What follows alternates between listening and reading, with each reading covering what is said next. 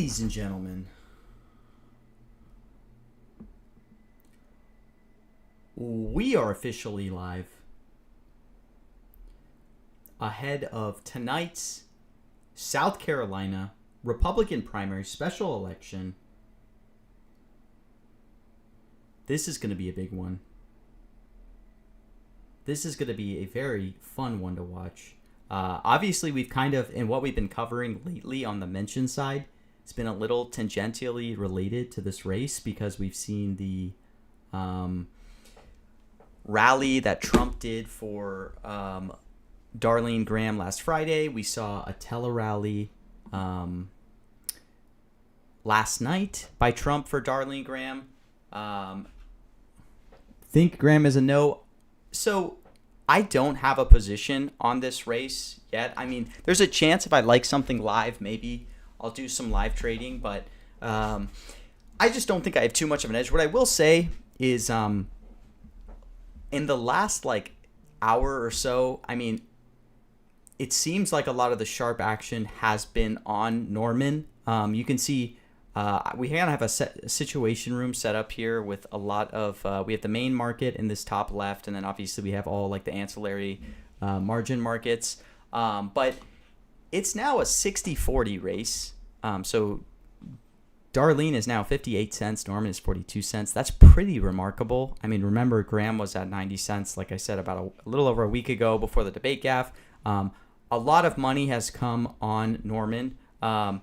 So Doma, who's big culture and political sharp, obviously, I'm sure most of you, if you follow prediction markets, has come out heavily, with a decent size position. I think he has 150K or so shares on Norman that he's talked about. He did enter those shares early, but that's just one example of one sharp on Norman. But I have seen in the last couple hours, if you're kind of tracking wallets, there's been a lot of action lately on Norman, and I mean that's reflective in the price. Now this being 60-40, which is kind of a big surprise to me. I mean, like I said, don't have a position on this. I don't really think I have any unique edge here. They had voting stations at your job. Yeah, I mean, look, I want to cover politics more. I mean, we're getting close to midterms, and this is a fun race. I mean, this market's doing good volume. We're up to just on the main market 18 million. So regardless, it's going to be a fun race to watch. I know a lot of friends that have heavy positions either on Norman or Graham. So I'm just very curious to see how it turns out. And then just speaking to this race from a broad perspective, right? Even though you can maybe look at this and think this isn't that important, the interesting factor for this race is, that, I mean, I see the biggest thing.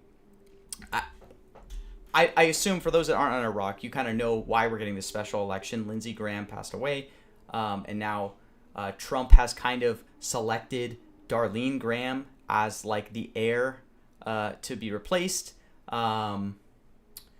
Reason for Norman pumping, I mean,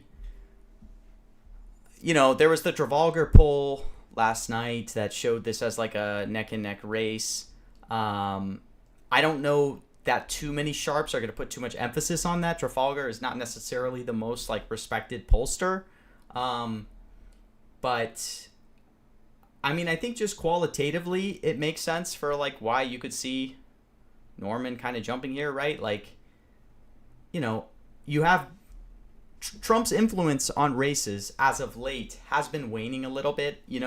A few months ago, if Trump endorsed a candidate, people would be bonding them at 90 cents. And, we've seen that kind of has taken a negative turn lately where some, big Trump endorsements have lost. Let me turn this down. But, so, I mean, there's questions on how much weight does the Trump endorsement have? And obviously for this race, Darlene Graham does not really have a great resume here to be a senator. It really... Yeah, it doesn't have an idea about geopolitics. Yeah, she's just, I mean, it's almost, what's the term for it where you're going based off of who your father was or your parents were.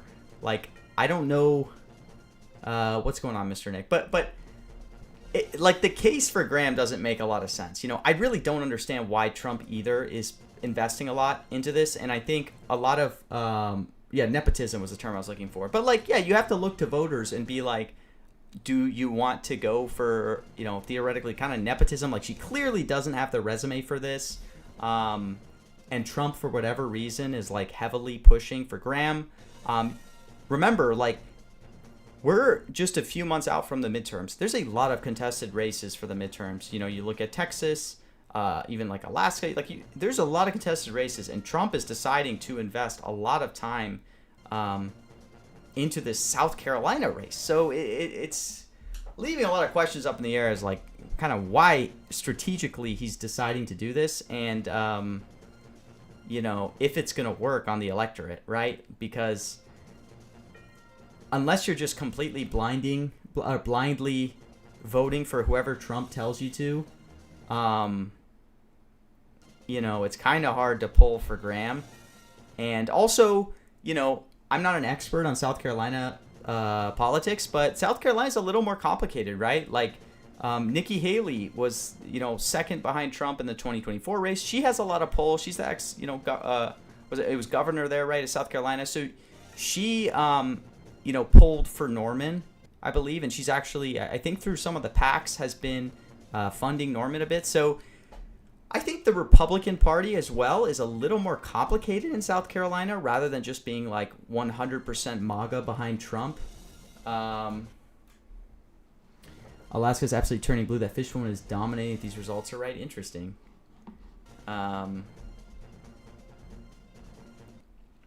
Yeah, I mean, it just doesn't make a lot of sense why Trump is investing here. I really don't get it. And I mean, the Norman guy, he did endorse, or I believe poll for Nikki Haley in 2024 instead of Trump. But, they're both in South Carolina. I think he worked with Haley. So it made a lot of sense why he would go for Haley instead of Trump. So maybe Trump's doesn't like this guy because of that. I don't know. The pro-tax situation? What is this? Pro-tax situation? No, I haven't. Pro-tax situation? What is this, Jag?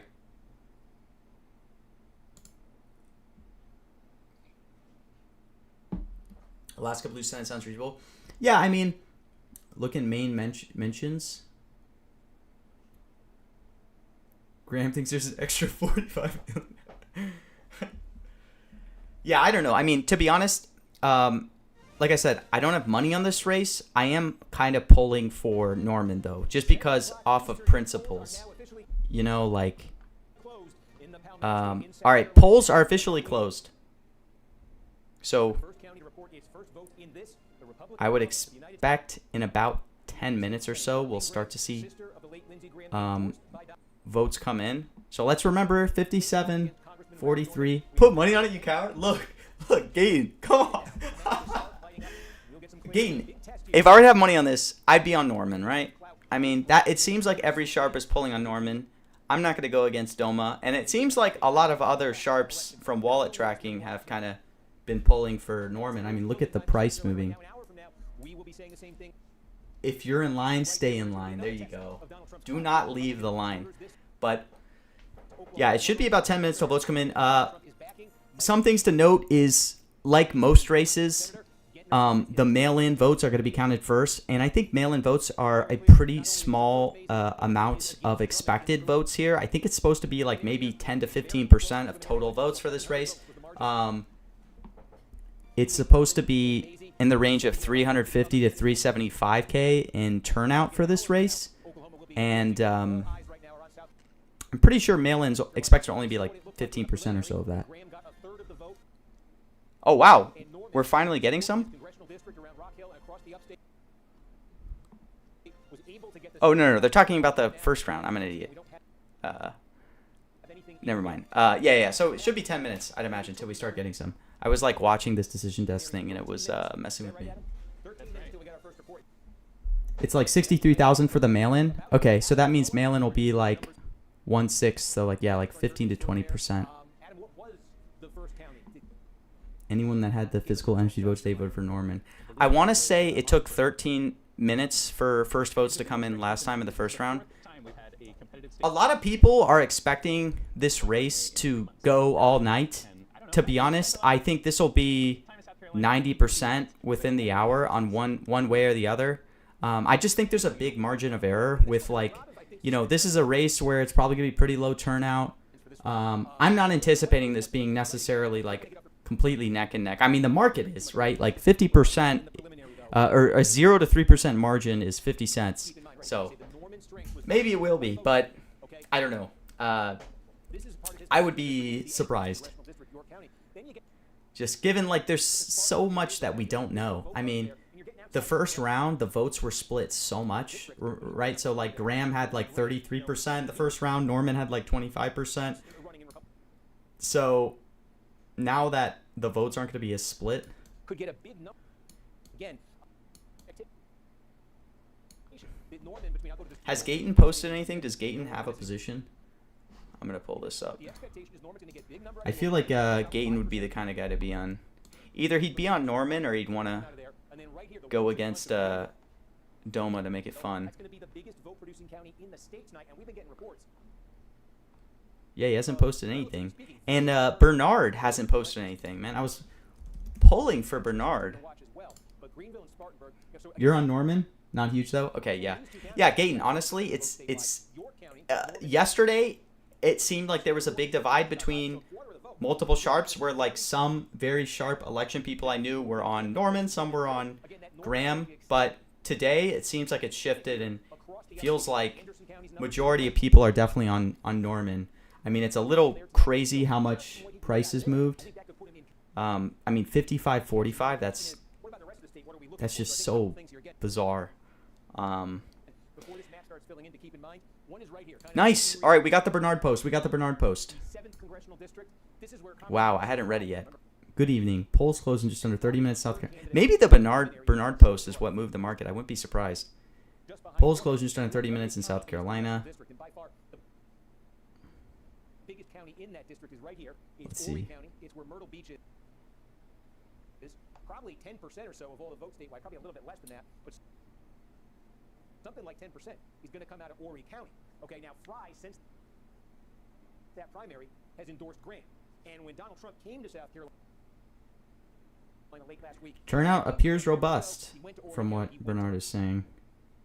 From Myrtle Beach. Okay, so I think there's an expectation here tonight that, well, for Norman, it's about running up the score here.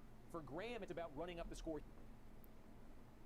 here, and really in particular here in Horry County. Again, demographically in Horry County, we're talking about a very conservative Republican county. Oh, we got some results.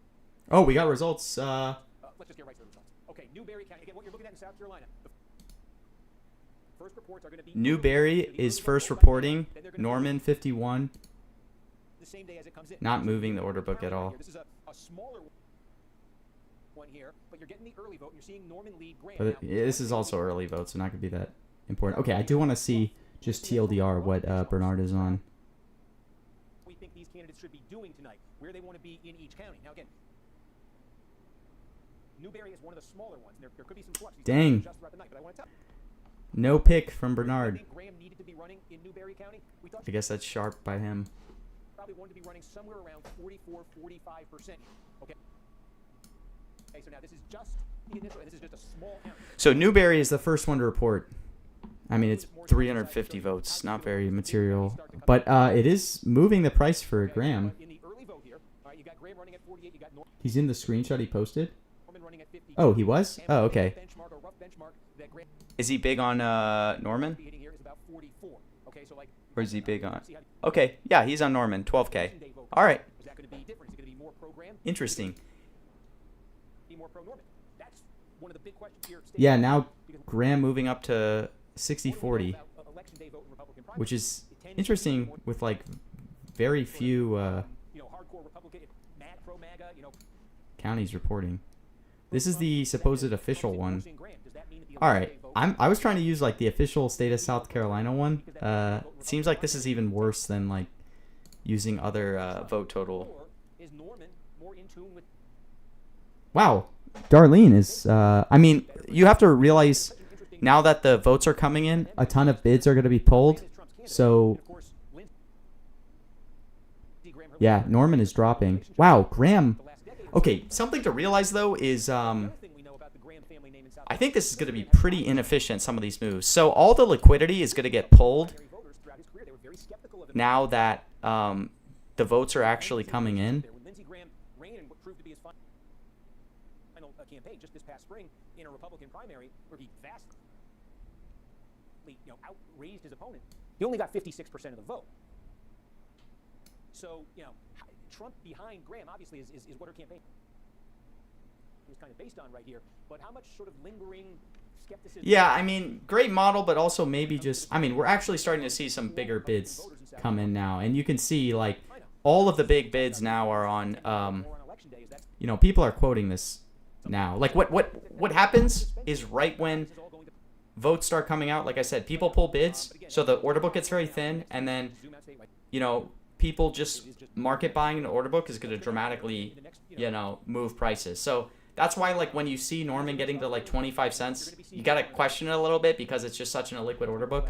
And it's probably honestly smart to potentially be posting liquidity in instances like that. But again, the reason people pull large bids in the first place, obviously, is they don't want to get adverse if a big vote drop comes. What was the early vote and how is the same day vote breaking? Because that trend is that same day vote. What materializes as a few counties start to come in is the same day vote friendlier to Graham?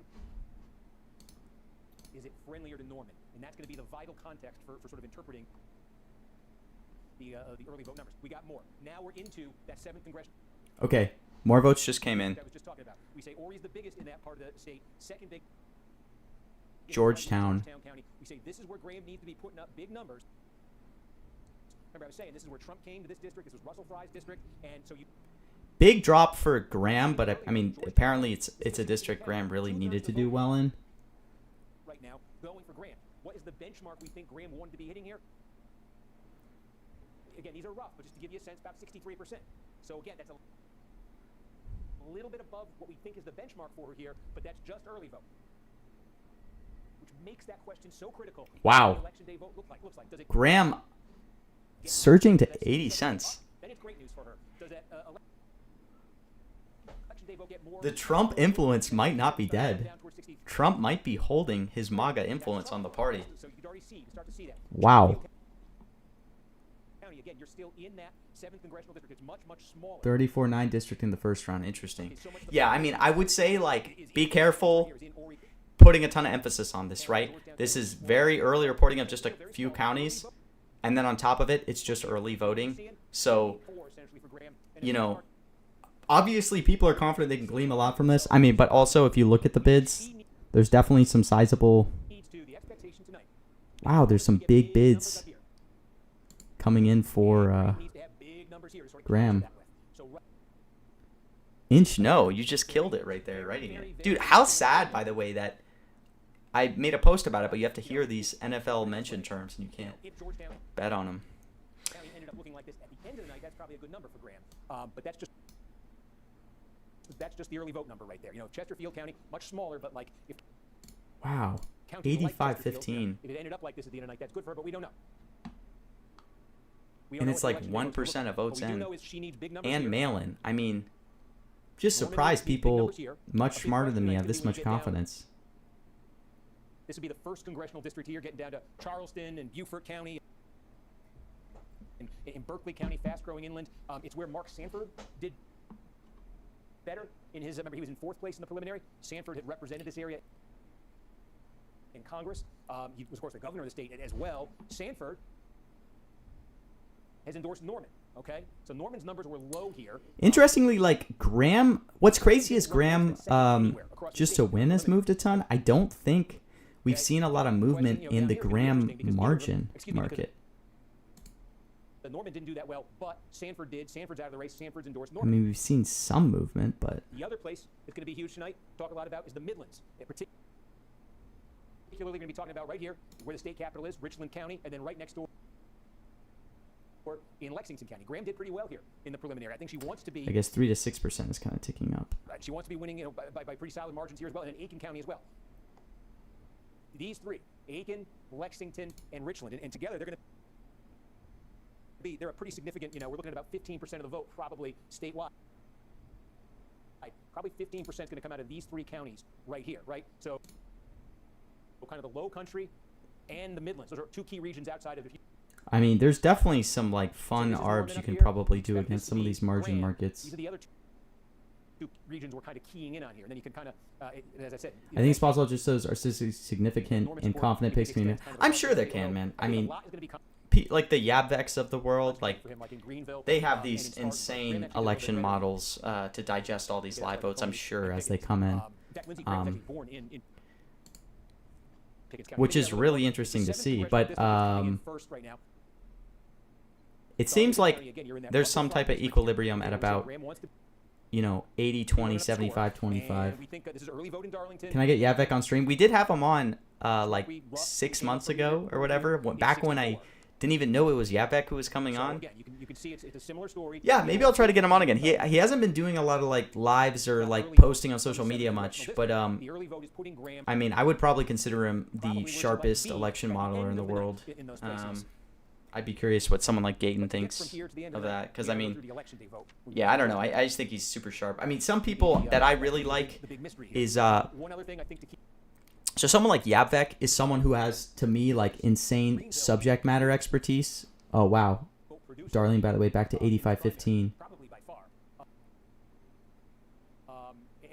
But I view someone as Yabek as having like incredible subject matter expertise and actually like someone who's modeling these races. But people I also really like are like Nonsense King on Kalshi, because that guy, I'm sure he's very intelligent on politics, but he's also just finds good spots where the markets are super irrational, like pretty dumb stuff, like you know, the Spencer Pratt thing, and just jams it. I mean, I think he had like almost 1 million against Spencer Pratt.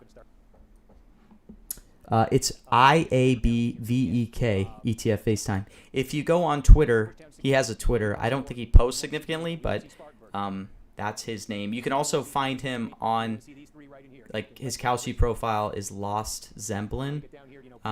He uses a ton of poly profiles, I think, so I don't think those are all public, but his Kalshi one's public. It's Lost Zemblin. If you filter for, like, #1 in politics on or elections on Kalshi, I think he's #1. At least of public wallets. Represents Congress, okay, and then extending across. Oh, look at that. Now you got Oconee County, all right. So now, wow. Graham up to 87. And again, we think this is going to be Norman's neck of the woods tonight. What's the benchmark we established for Graham here? Again, she did, relatively speaking, she did better here than elsewhere in the upstate in the preliminary. The benchmark we established for here. Rough 47, coming in at 45 with the early. I wouldn't say he's cooked this early, Bamba. I mean, you know, you can't be too. Sometimes markets can overreact early. That's all I'd say. And also, even if they're not overreacting, 15 cents isn't too dramatic. Remember, the night of the Pratt race, Nitya Raman, you know, had.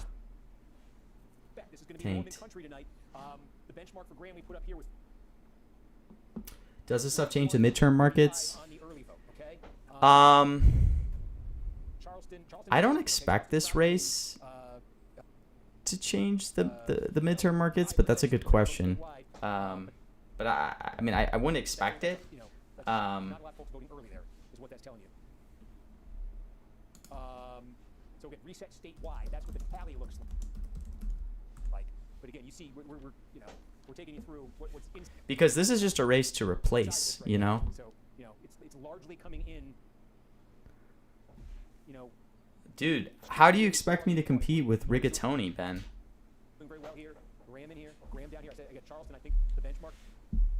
You expect me to compete with the first ever Riga stream?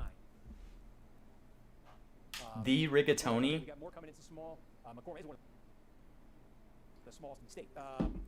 After the Rigatoni drops his election night giant prediction thread,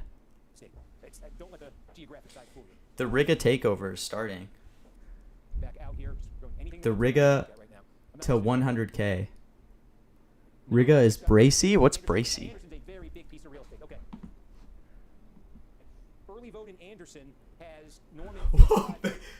Look, Ben, I need election picks, you know, on the DL. You know, you gotta. Now that you work at Kalshi, you can't tell me your election picks anymore. So now I have to just sit all these elections out. No, honestly, Ben, if I had listened to all the sharps, like all the sharps tonight are on Norman. So it's crazy that it's looks very negative for Norman so far. I mean, there's still so many votes to come in. You know. Really, if Graham is getting 73% of the vote in Ori at the end of the night, she's feeling good. But election day vote, is the election day vote going to bring this number down this way, or is it going to stay around there? Huge question. We're getting York. Ralph Norman's base. Okay, this is, let's call it up here. Yep, okay.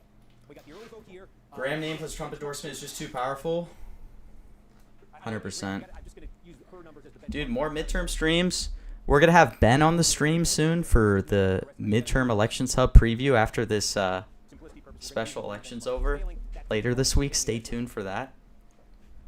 Okay, so York County early vote. The benchmark we got for Graham here is 30. Wow, 90-10, man, for Graham Norman. Crazy. I mean, I wonder.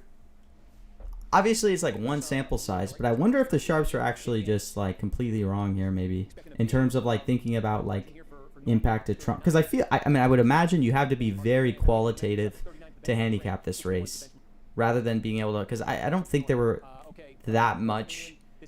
Like it wasn't. This was a very fast race, you know, that kind of came out of nowhere. So the data is probably a little shaky. Grant, so it is interesting here. Maybe all this stuff on the debate night flub was like not as big of a deal. So Graham 3 to 6% of the margin is kind of ticking up. 6 to 9%. Wow, this is interesting. The 6 to 9% margin of victory is like now the favorite. Wow. So people are anticipating like a Graham pretty big margin victory. We're not missing anything yet. Now, right? I think we got everything accounted for. We just got some. Ben, who did you? Can you say who you think is gonna win? Is that against Kalshi employee TOS? I mean, technically now you can just say, look, market says 90-10. So, you know, look, if she's, I guess one thing to say here is, people are anticipating a grand slam. See, that would have been a good line. I don't know why her campaign didn't use that. Okay, that's really good news for her, but can Norman then counter that by exceeding? No alpha anymore, man. Ugh. And, you know, again, in Rock Hill, we said it's crazy. I'm actually, Ben, my goal is going to be to have a ton of money on the midterms. Because I'm hoping volume's going to be insane, and I'm going to actually try to model some of those races. And I think, because I think those races are going to be big enough that I can reasonably model them high level and actually have an edge. Versus here, like South Carolina, with how unique of a race this is, I don't know. The check-in is going to be taking place about a minute from now. Greenville. Holy cow. Okay. False alarm. It was just what I thought it'd be a big. This is good when we get some media out of Greenville. But this is a little hint here. This is the kind of thing, you know, Norm. Okay. Wants something massive out of here. Some good data coming from Greenville County, just reporting in. Out of Greenville tonight. This is moving Norman back to 15 from 90-10. So I got Buford. It came in. Okay. So again, now early vote in Buford is right. Hilton. Graham 6 to 9% has dipped significantly. The benchmark I set for Graham here is 65. Okay, that's 63. Okay, again, these are, you know, to be within a couple points of the benchmark on just the early vote. Just don't read into it too much either way. But okay, back to the news now. I'm going to reset to the statewide news now. Is going to come to us in a second. We're going to give them an update. We're going to, and anything that's coming in. You know, while we're on with them, we'll get to. And Adam's watching that thing like a hawk to see if any election day vote starts to come in anywhere. Colleton County, again, first congressional district. Bonnet. What are you holding? Are you on Norman with all the other sharps? Did you just did you tail? So they're gonna, you'll get to watch the whole hit. You'll hear this is Tom Yamas. You'll be hearing, I think, and. Okay, still about a minute. Did anything else come in here, Adam, while I was... Hey, you were on Darlene. Hell yeah. You no. faded all the other sharps. Let's go. W. We got Lawrence. We got. Are you we got holding? Greenwood. We got Anderson. See, Bonnet knew that Green, Trump Greenville, endorsed no. Darlene Cherokee, New Graham. York, okay. Okay, so that's Darlene going to the White House. we're just getting 2028. staggering early vote right now. Again, don't be fooled. Greenville's huge, and it's colored in because we do. Okay, but all So, this yeah, data just a still tiny so scatter. We do far not is have anywhere mostly near just the mail-in, early right? vote Like we're there still in not Greenville. really So I'm gonna circle it seeing. because we want to, we want to see the first Once the market hits 90%, I real don't media sell. report out there. That's Same for based. Spartanburg. Okay, same for these three. Those are some big things that we're kind of waiting on right now. These two counties in here, nothing to sniff at. Yeah, because I mean, I just would imagine, Excuse me, right there. Okay, there's day of voting what's theoretically happening here, could folks? I'm hearing turn a lot. the News Now show, and so that's why I don't want to dive too deeply into anything because I'm gonna have to stop talking here. Probably 40. Man, imagine the Steve Kornacki's job. Correspondent. Then you'll see the He's got people talking in his ear while he's trying to explain what's going on. fills in here. Anything else filled in? We got yes. Okay, here we go. Lancaster County. This is in Norman's district. Okay. He didn't do as well here as he did in York County. Oh, okay, Lexington. Okay, quickly. Lancaster County here, early vote. This is one where, I think Graham wants to be high 40s. Okay, so that's a good number for her. We've got Lexington. A lot of suspense around Lexington. These are suburbs of the state capital here. Graham didn't. Graham now getting back approaching 90 cents. I did want to roll out. Check this out. We got the tape In the House, he's already crunching some of the numbers at his big board. See that South Carolina where you can see large bids coming in. right now. It's kind of Walk us through anything you have. blocked in. But if you guys are using Pro, these are all $1,000 bids you can see come in. We're still waiting. I mean, all of the big taker bids are coming in on Have reports yet. Graham. Numbers that we've seen so far, Yeah, Graham now up to 90. especially down here around Myrtle Beach and sort of in this area of the state right here. This would be the PD region, the 7th congressional district, and then right here in Lexington County, I'm going to have the tape separate. big suburban, I'm going to filter this for like 5K bids. I want to see like big orders. are very encouraging for Graham, but they come with a catch. Everything that you're seeing right now is early voting. So it was cast before election day. They were able to get that all tallied up and reported out very quickly after polls closed. The big question is going to be when they start releasing the vote that was cast today, the election day vote. Does it look different? Because we've seen that be the case in so many of these Republican primaries we've been following this year. Does it look different? Is it as good for Graham?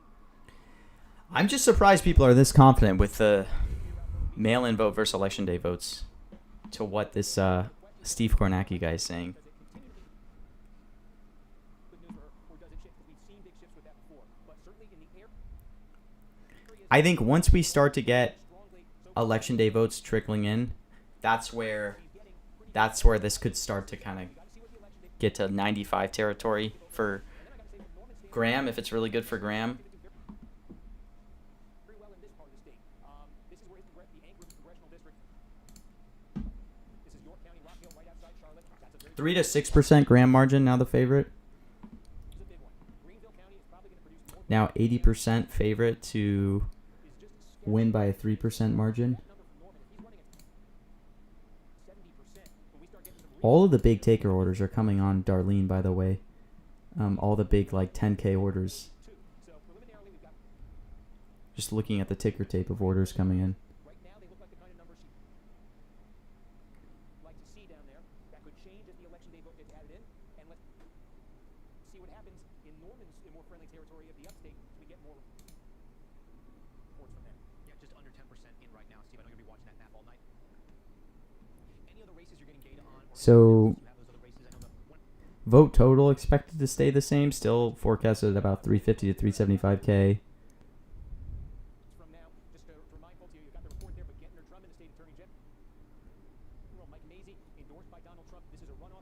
I mean, it's certainly still a chance. It's 90-10, Rocco. These two candidates were almost dead. And we haven't seen Separated them, and in-person votes, I don't believe, start coming in. they each got about a quarter of the vote. So a lot of mystery. A lot of, like South Carolina, a test of Trump's clout here. Like, we have to start seeing And he's really attacked Drummond as well. So in election day votes start coming in. the test of Trump's clout, Before people get like really confident where this is gonna end up. to try to get Graham across the finish line. Okay, Steve Kornacki, you'll be on the board tonight. We thank you again. Still ahead on top story. Okay, folks. So you see how this works. If you haven't seen him before, isn't that fun? All right, what do we got? Anything coming while I was going? I'm not going, but I was doing that hit. I'm not seeing any. Wow. Yeah, some You know, Lexington Rig three most recent. Rigatoni had a big Graham position too that he sold off. Most of Florence is in. This is that again. This is like that 7th congressional district we're talking about, where Graham just wants. He to should have get held big on. numbers here. And again, I don't know if he ended up live buying back in on every initial Graham. report basically is putting her Yeah, all the big taker orders I'm seeing coming in are like all on Graham. her would be. So, right now she's getting what she wants out of the area she really wants to get it out of. And right here, this is a big piece of the puzzle as well. Lexington County here, is one of the bigger vote producers in the state. Right outside Columbia here, very Republican county. And again, I think she's getting the numbers she wants to get out of Lexington as well. But I'll say it 1,000 times, that's the early vote. What does the election day vote look like here? Okay, I think Pickens County we did not have before, just came in the upstate, in Norman country here, early vote. And again, what's the Does Kalshi Pro show? Yeah, it does. If you use the look, here's the example. You can use the tape filter for a market. I have it filtered for $5,000 plus orders, and you can see where they're all coming in. Literally all the orders I've seen in the last few minutes are all coming in on Darlene. But yeah, it's the tape option under markets. Yeah. I mean, in all of these, she's running several points above what I think the benchmark for her would be. But again, if the election day vote is not as friendly to her, that number starts to come down. Okay, it's now 87, 88. Also, if So Norman, again, waiting to see it's cut back a bit from this whole 90-10. right? Because it's one thing. But still, all the big taker orders are coming in on Graham. County, where you're only going to have a couple hundred votes tonight. Right now I got Graham running like 5. Which kind of makes sense, I guess. In a county that size, Maybe the sharper what does that people really do are compared to like up here, where trying to make her. this could be 15% of all the votes statewide tonight out of Greenville County. And if Norman's getting 70 out of Greenville, right? I mean, I think the benchmark we'd established for him was like 68 here, right? Even if he's running 2 points above that in a county that big, that starts to add up. So that's why, Greenville, and then right next door in Spartanburg, again, for Norman, that's going to be like, that's the 1-2 punch he wants to land. Monster numbers out of these two counties. Go, as high as he can out of York County. And then I think right away, coming into focus here for him is, So we can see by county here. How we keep saying, is it going to be, if you've watched these all primary season, once we start getting election day vote, it tends to be a shift, right? It tends to start moving toward one candidate away from the other. The election day vote tends to look a little bit different than the early vote. But Right, Solstice? Like, who needs Fox News when you have PMT streams for politics? We're learning together. Do I know anything about South Carolina? No. But we're learning, Norman, it's going to be it may be pretty important to Norman that it be a little bit better for him, at least based on what we're seeing around the state capitol and in the 7th congressional district. But again, I want to see Greenville and Wow, Graham is just like dominating Horry County. Characterization of this race, just with these recent reports, is now leaning towards Graham. Yeah. Okay. That's.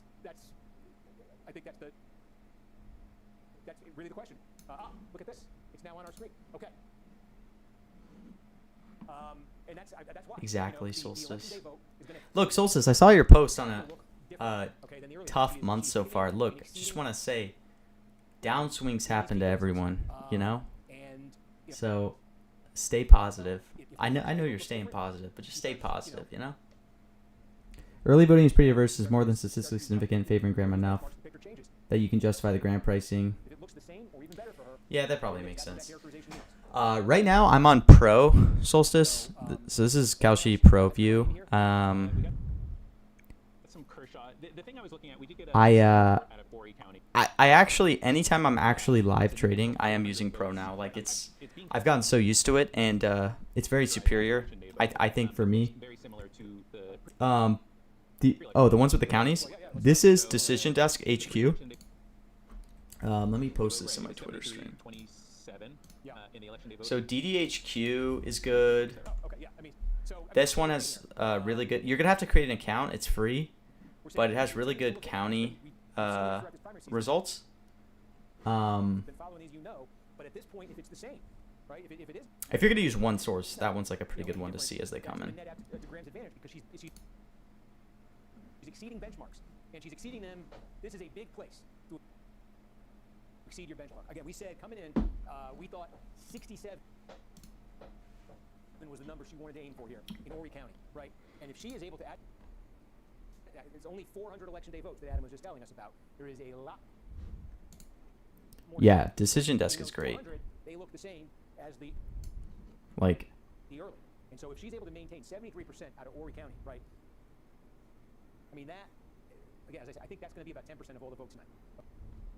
I don't know. I just wonder how much you can extrapolate these That much. mail-in votes. I mean, people are obviously confident that they can. That big, right? So we'll see. They probably are more knowledgeable than me. I mean, what do I know about these like elections? Small counties, you can even take a hit in the upstate, you know, where like Norman runs at 70 up here instead of 68. Norman runs at, you know, that's a big thing for Graham if she's able to hold that in Horry County, and then even next door, Georgetown County, which isn't, you know, is not as big, but it's a significant piece of the puzzle here. And again, 63 was the benchmark here, and running at 67. Let's check in on the Riga. Two counties. Maybe put it this way. I think between these two Berkeley counties, just we're came looking at 12 in. to 13% of the vote statewide tonight between these two, and in each of them in the early vote, she's running, you know, above, you know, 4 to 6 points above the bench. How's Riga doing? Anyone know? Two counties that add up to that much of the puzzle, right? So that's why you're seeing that leaning declaration there for Graham. And it's not just there; it's here. I think this was a significant one too. She's right at in fact, right above 61 was the number we kind of came up for her here, and she's running a point above that. And again, this is a big one. And I think there was some questions here about there was some chatter that her number might be underwhelming in Lexington. So far, early vote not.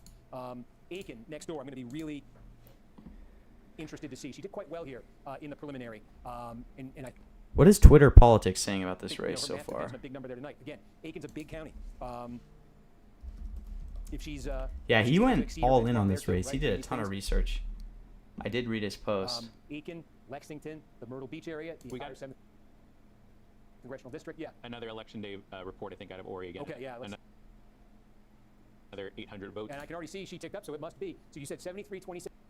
Wow, she just ticked up in Yeah. Now what's the election day running at? 75-25. In Horry County. Wow, 74% she's running in Horry County. 1,000. So she's tipping up to 93. 100 now. So again, it takes that's a lot to come. Rigatoni Right did. away, we've watched some of these in the past, where right away you start seeing the shift in the Yeah, so she's moving up to 93 on election day this vote. It's like, drop. the candidate who led the early vote was doing 10 points. So now we got 1,200, and she's actually In Horry taking County. better Wow. with the Huge margin for her. great Now start 93, for Darlene. I think 94. Small Lee County is another one. We have early election day split. Okay. Yeah. In the early vote, she was leading at 55-45, Yeah. and now it's the election day vote 57-43. Because these aren't huge shifts, but they're both going a little bit more for her, and it raises that possibility. We say, how do you understand what we've seen in these Republican primaries, where it's that election day vote becomes more kind of MAGA, more pro-Trump? Trump is pushing Graham, so is that a Trump effect? Wow, Or 94, 94-95 for Darlene. do better with election day. If she does better with election day vote, she'll win this thing. If she does even with election day vote, she'll probably win this thing. Norman needs that to turn around in the election day vote. Again, we only have those are the only two. Graham margin now 3 to 6 and 6 to 9, becoming pretty big favorites. Okay, yeah. And we just got a report from Aiken. Yeah. That Oh, was we got our a first report. report from Aiken. Okay. Margin will Yeah, likely okay, 10 to so, Graham winning by 6 or 7. I Interesting. got her running a yeah, 64 is the number I had established for her here. Running at 62 with this, so a little bit short. But Aiken's small. Aiken's going to be you know, it's a good-sized county. It's 3%, right? It's about 3% of the vote statewide. Right next door. You know, Wow, Lexington Graham County, 6 to 9% 7% statewide, so it's is jumping. Now 10% 42-cent favorite Here in Lexington, in the margin. 7%, she's running a tick above her benchmark. In smaller, it's significant, but it's smaller than in Lexington. She's currently running a tick below her benchmark. So 6 to 9 now, the between huge the two, favorite you for have this Darlene. graph, okay, and again we say here she's running above benchmarks, right? That's very significant. That's very significant. That speaks directly to the Trump. That was the emphasis of that Trump Wow. visit. Look, man, this Last Trump year, intervention Louisville seems to be paying off. Horry County was to go to this She's now place 94, and to generate 95 to what win so this far thing. Graham is getting. It's going to take a lot for this to turn the Okay, other way. 13% statewide. Do we have any other election day vote? Chesterfield. We're getting some election day coming in. That one she does slightly worse. So it's 74-26 in the pre-election day vote, 72-28 in the election day. How many votes in the election day? So About apparently, a quarter of our election day population, voting 400. in some of these counties is like I mean, so that's small as a small cap. pretty Norman needs some significant shift. close. Like, it's not a Election significant vote drop to the off for Graham. election day vote. Not What markets am I watching for the rest of 2026? The biggest markets that I'm going to be looking at is NFL coming up. I'm going to be pretty big on NFL, college football, probably with some tilt towards NFL, a lot of market making. And then on the politics side, I'm going to look a lot at From our decision desk, an midterms, example of obviously. Graham more effectively consolidating the Fry vote than Norman. In the first round in Florence County, it was one of the strongest counties for the third place finisher. Fry You see the won county. 52% of the vote to Graham's 26. Tonight, Graham is consolidating those votes, winning 68% of the vote so far in Florence.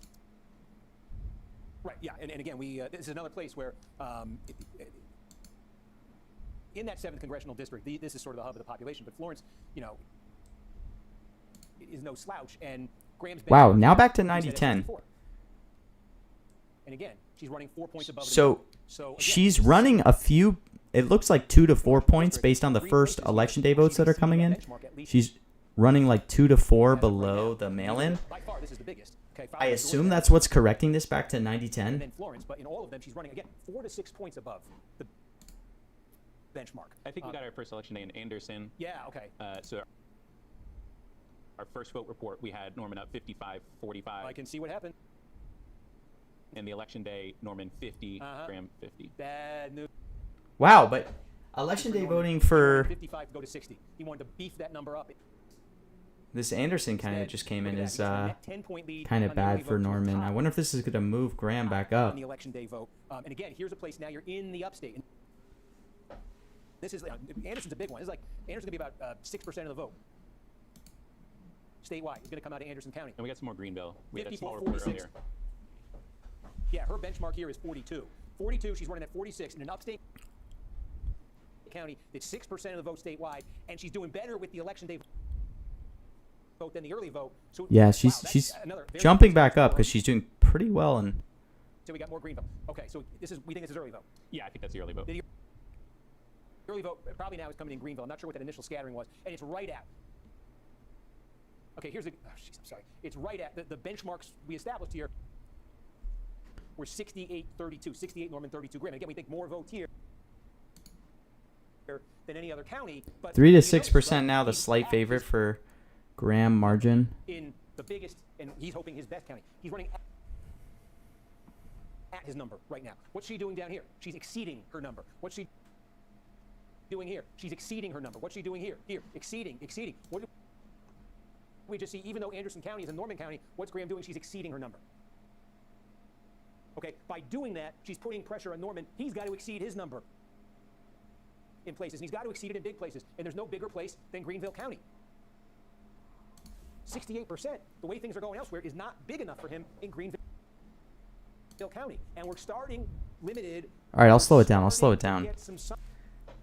The pauses are because I was fast forwarding. I'll play it. I as a mentions guy, it's like I always fast forward everything. Neck of the woods. He needs the election day vote in Greenville to push this number north of 70. And that Wow, we saw there in huge Anderson, we're seeing it in some other bid places. coming Just in like on might Norman, by the way. come down from 60 or may not budge An much from 80K 60. bid She's putting pressure up in the on by book. I mean, is exceeding this just benchmarks 'cause- elsewhere so far, Yeah, and wow. he's got to.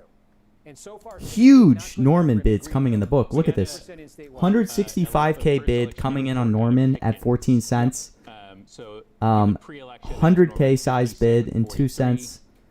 Wow. Holy shit. Huge bids coming in on Norman Now that at is 14 much more what cents. Norman needs to be seeing. After 60 Pickens okay, right. Co. He leads by 14, County, and then it brings it up to 24. had 10 good point boost election here day results in for Norman. Pickens. Okay, and again, This, where does you he, think hedges? Just I don't give you a know. sense of this. What did we set as a benchmark here? That's some Graham, big we set size. 150K 43 order here, okay? just Pickens, dropped by the way, it's gonna on be about Norman, 30% of your vote and statewide then is going to come out of here. So there, that's right now. That's the best county I think we've seen for Norman in terms of just kind of size. It's and slowly exceeding getting eaten maybe up. His home county of York there. He's a couple points above what we would have put as a benchmark. So reset 16%, 54-46. Graham leading here. Big piece. This is a big piece of real estate. Wow, in it got Spartanburg eaten. County. Okay, we've got Looks nothing like from here yet, whole bid just but got eaten. Spartanburg's, Yeah, look at this. You look at the 70% ticker vote tape. Someone just statewide. clicked Again, the two 100K states shares are of 1 and 2. Darlene Two, Graham at Anderson right 86 behind. cents. Just got clicked through. Wow. So Spartanburg's a big one we're kind of waiting on. What else are we waiting on here? That's really sizable. Crazy. Yeah, Richland County, right here, the state capital. Again, in I'm looking at the ticker Republican tape. You can see, it's gonna be- it's kind of hard to this is see like here, but 4% of the vote. So these two are the big puzzles. this is the order that just got clicked. From You can yet. see a 100K And order right other- here. And it's a small one that just came in, but we can show you a Fairfield County. Very, very small there. That was the 100K order we saw in the book. Someone just clicked it at 86. The benchmark we set for Graham there. What can we expect in the two big ones to come in? This is where Graham's supposed to do very well. Richland County, I think 60% is a benchmark for her. And so 60K far, what she's Norman at seeing 10 here in cents. Good luck. Lexington And what she's seeing in Aiken, she's maybe a little bit under what we expected there. But I expect her to be somewhere in the 60% range in Richland County when that comes in. And then what do you Wow, expect now up back here to in Spartanburg 92.8. County? What a This is where I flip. think it's going to look. It's almost going to be. Has something identical. really bad come out on Just this? came in. Probably a little less than this. That's my guess. But 60. Yeah. Okay. So it's Norman 62, Graham 38 here with the early vote in Spartanburg, and Spartanburg is huge, as we've said. Right. Key to Norman. What's the question though in Spartanburg is what are the benchmarks? Okay. We said for Norman going into the night he wanted to have 66 here and Graham wanted to have 34. She's running north. He's running south. So now we've got early vote from the two biggest counties right now. I think Norman was relying on coming into tonight. He's leading by big margins in both of them, but in each one, Spartanburg County right now, his early vote number is 4 points less than the benchmark we established for him. And in Greenville County, he's at the benchmark we established for him. And again, these aren't two ordinary counties. These may be two of the Wow, most important 95.5 in the state now. for Ralph Graham Norman. And meanwhile, we're showing 96.4 you Graham. several big counties in different regions. This of might the start to state get bonded where soon. Graham is exceeding her benchmark. Okay, so if she's able to hold Norman to his benchmark or even short of it in what is supposed to be the heart of Norman country, okay, and she's exceeding it elsewhere. So again, we saw the declaration from our decision desk of Graham leading this race. That was probably about 15 minutes ago. There really hasn't been anything coming in since then to shake that, to call that into question. The best piece of news for Norman was a very small Wow, piece of news. 97. The election day vote out of Pickens. Darlene. He would need, though, now he's running a net 10 points better with the election day vote out of Pickens. He'd need something like that or bigger. I think bigger in Spartanburg, bigger in Greenville. I think some more just came Oh in my somewhere. gosh. Can you tell me? would some sizable just come in 97.3. at him? Might be over for Norman at this I point. saw sizable. Darlene was Another, free? 200 votes 'Cause of out the Trump Lawrence endorsement? County. Okay, so we have some same day there. You were definitely Yeah, against we some have about sharps. 150 same day there according Try to our. it. Try it. What Yeah, else so in the pre, it was 55 Norman, 45 Graham. Okay. And now 60 Norman, 40 Graham. So he's okay. Now this is two counties where he's 10 to 20. So we saw it in Pickens and we've seen it in Lawrence. There are now 2 counties. It might be Norman's over running, for a Norman. net 10 points better. 3 to than 6% though, his, still the favorite for than Graham. his early vote. If he, I'm just doing some. If he did the same in Greenville, right? If he won the remainder, you know. All right, now You know, getting he's leading this by back to basically 95.5. 36 points. So if he won by 46 points, right? 73-27. How many votes are left in Greenville, do we think? Actually, let me do that. I put this thing together at the start of the night, and I talked this up to you. Do me a favor, Adam. I'm going to ask you to just give me some numbers quickly. Yeah. Just give me the Graham number in the following counties, right? Yeah. The Graham number currently in Horry. In Horry, 73. Okay, the Graham number in Georgetown. 68. 68. The Graham number in Florence. 68. Okay. Looks like a bunch. Lexington's the highest reporting. 61. 61. We got. Do we have Richland yet? No, Richland. Give me the Graham number in Aiken. Wow. So in Lexington, the 62. election day votes broke heavily for Graham. Graham number in the It's kind of cut out here, but you can see 32. Yep. election day voting broke pretty well for Graham opposed to Norman. This might be what's driving this Okay, bond, is people think and now York? Graham is just going to do. Okay. What big ones am I missing here? So same in Horry. Did we do Horry? I got Horry. Anderson. Anderson. Yeah, I mean Graham just seems to be winning the most Yeah, of the okay, so election day I mean, again, just looking. votes, this is very, which very is going to be rough here, huge. But I'm just kind of looking at. I keep telling you about these benchmarks, and now I'm kind of matching up how she's Yeah.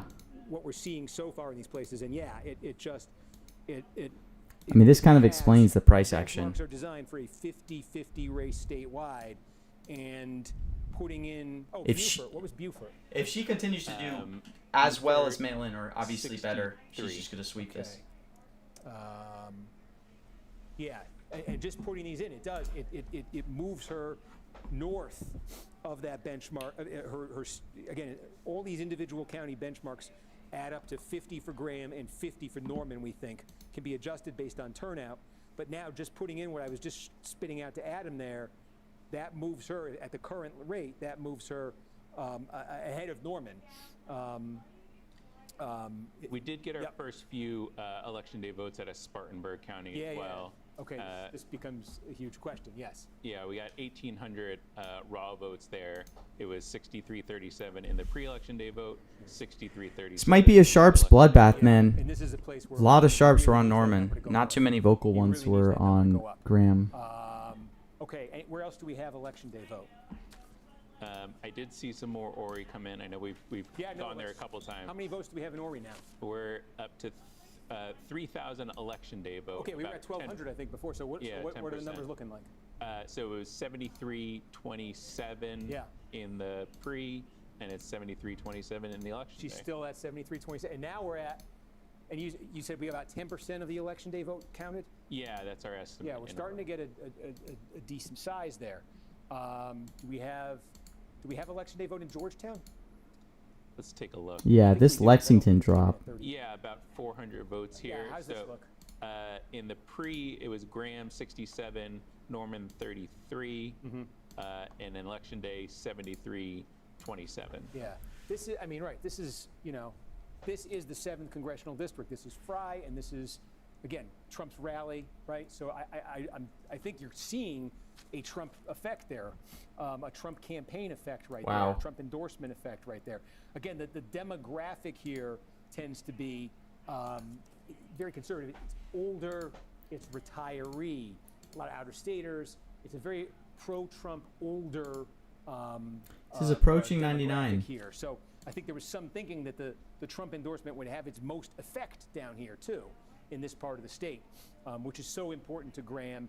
Couple that again with the Fry endorsement. Do we have any same day in Charleston? No. Our first same day in York County is Yeah. Okay. This is going to be interesting. What do you about got? 600 votes. Uh-huh. The pre was looking 68-32. Yeah. And it's 69-31 in the election day. Well, wait. He's fallen under 68. Well, there may have been an intermittent one with another early in person. But was the 67 fractionally less than this? Was it like 67.6 or something?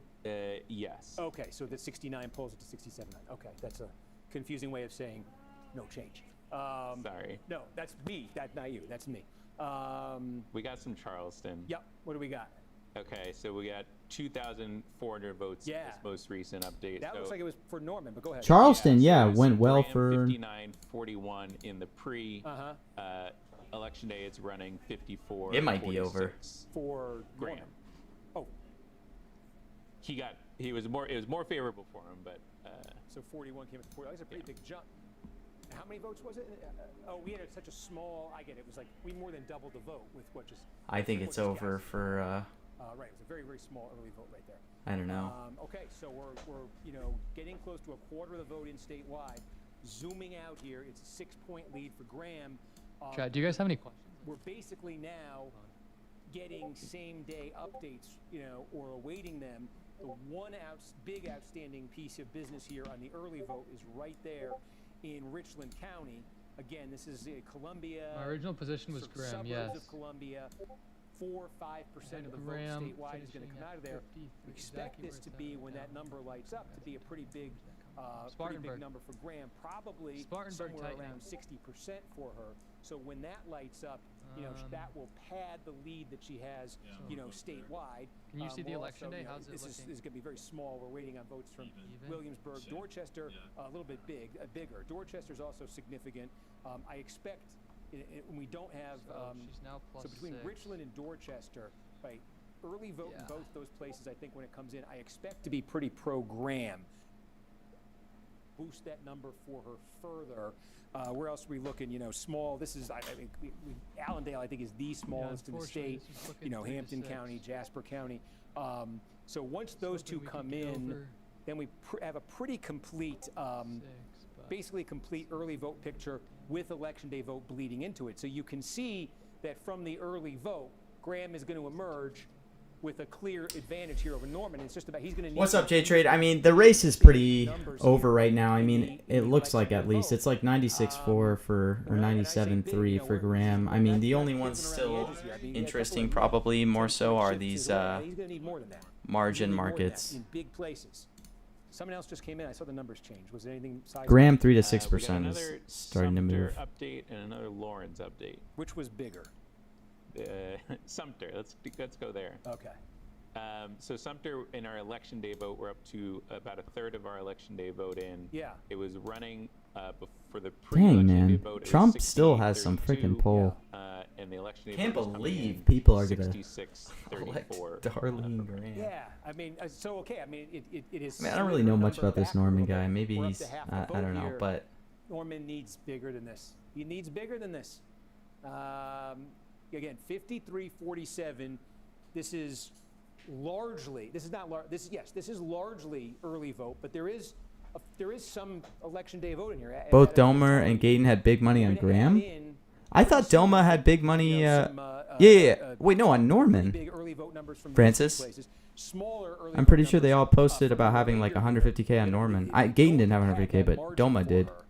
Did they flip? Place where on this screen where we just have the early vote, and you can see exactly how much the election day vote shift. But, like, Norman Doma was needs. talking You can about- see the oh, shift yeah. Norman's gonna need. yeah, honestly, Francis, like most sharps were on Norman.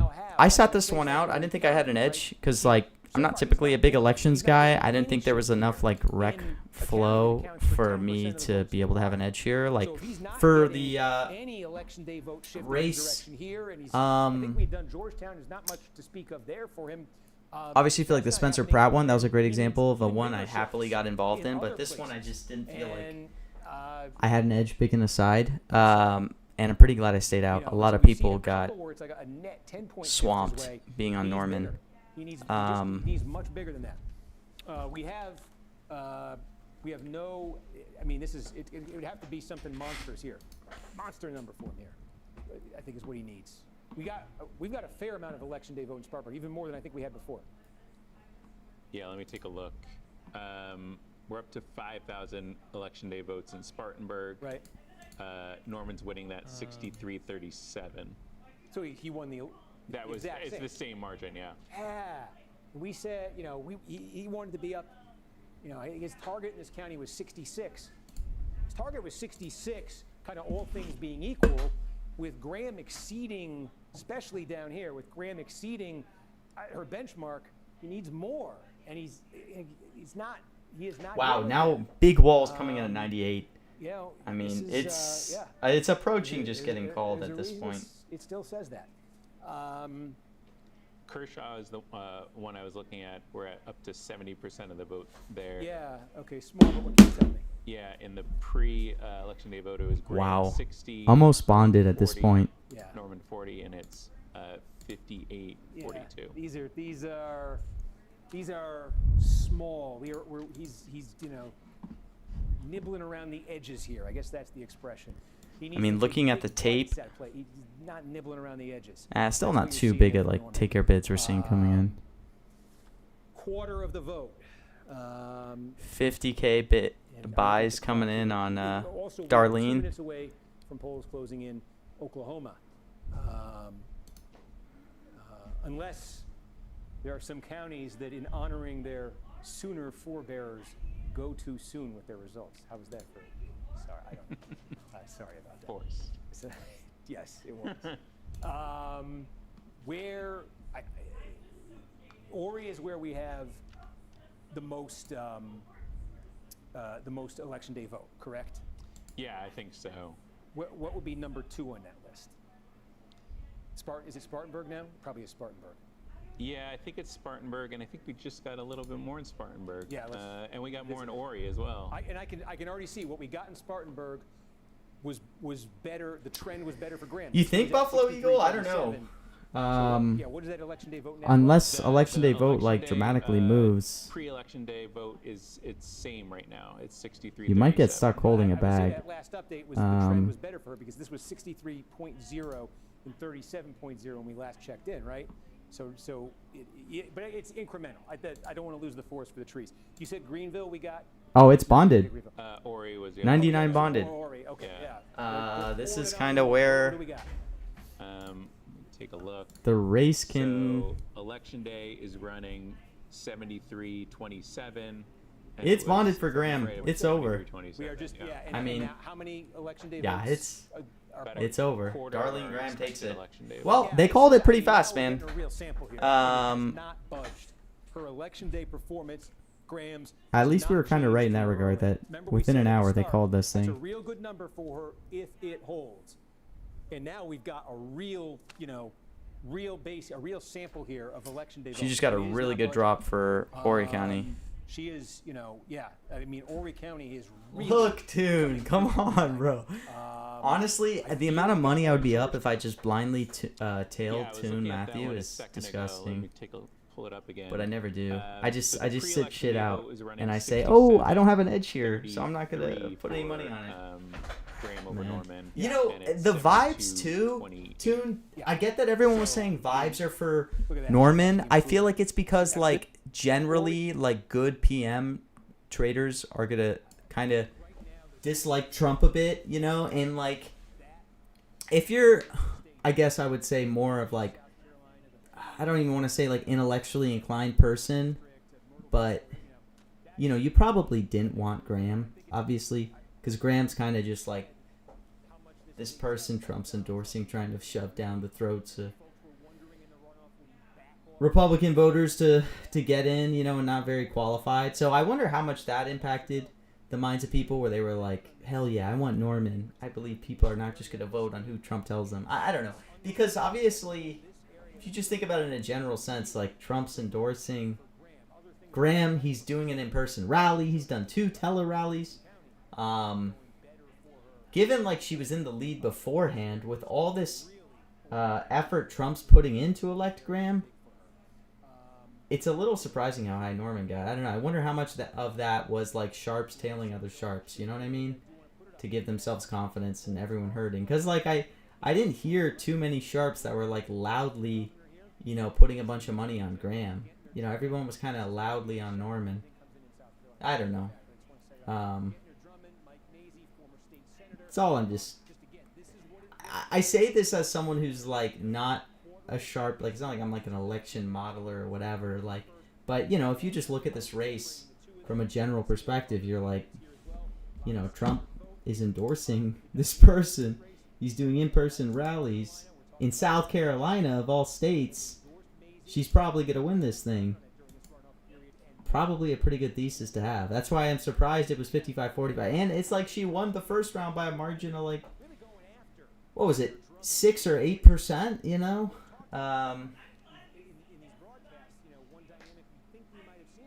I don't know. I just feel like people got a little too crazy on. Whoa, what's happening on? Okay. Did someone like just place a huge market order or something? Yeah, so we're getting same day in Lexington now, you're saying. Yeah. Okay, talk to me about this. No. So the election day came in. It unbonded temporarily. Sorry, yeah, the early was 61. Now people are bonding at 98. 39, yes. 58, 42. Right, so I think people are just trying to farm as much as they can on 98.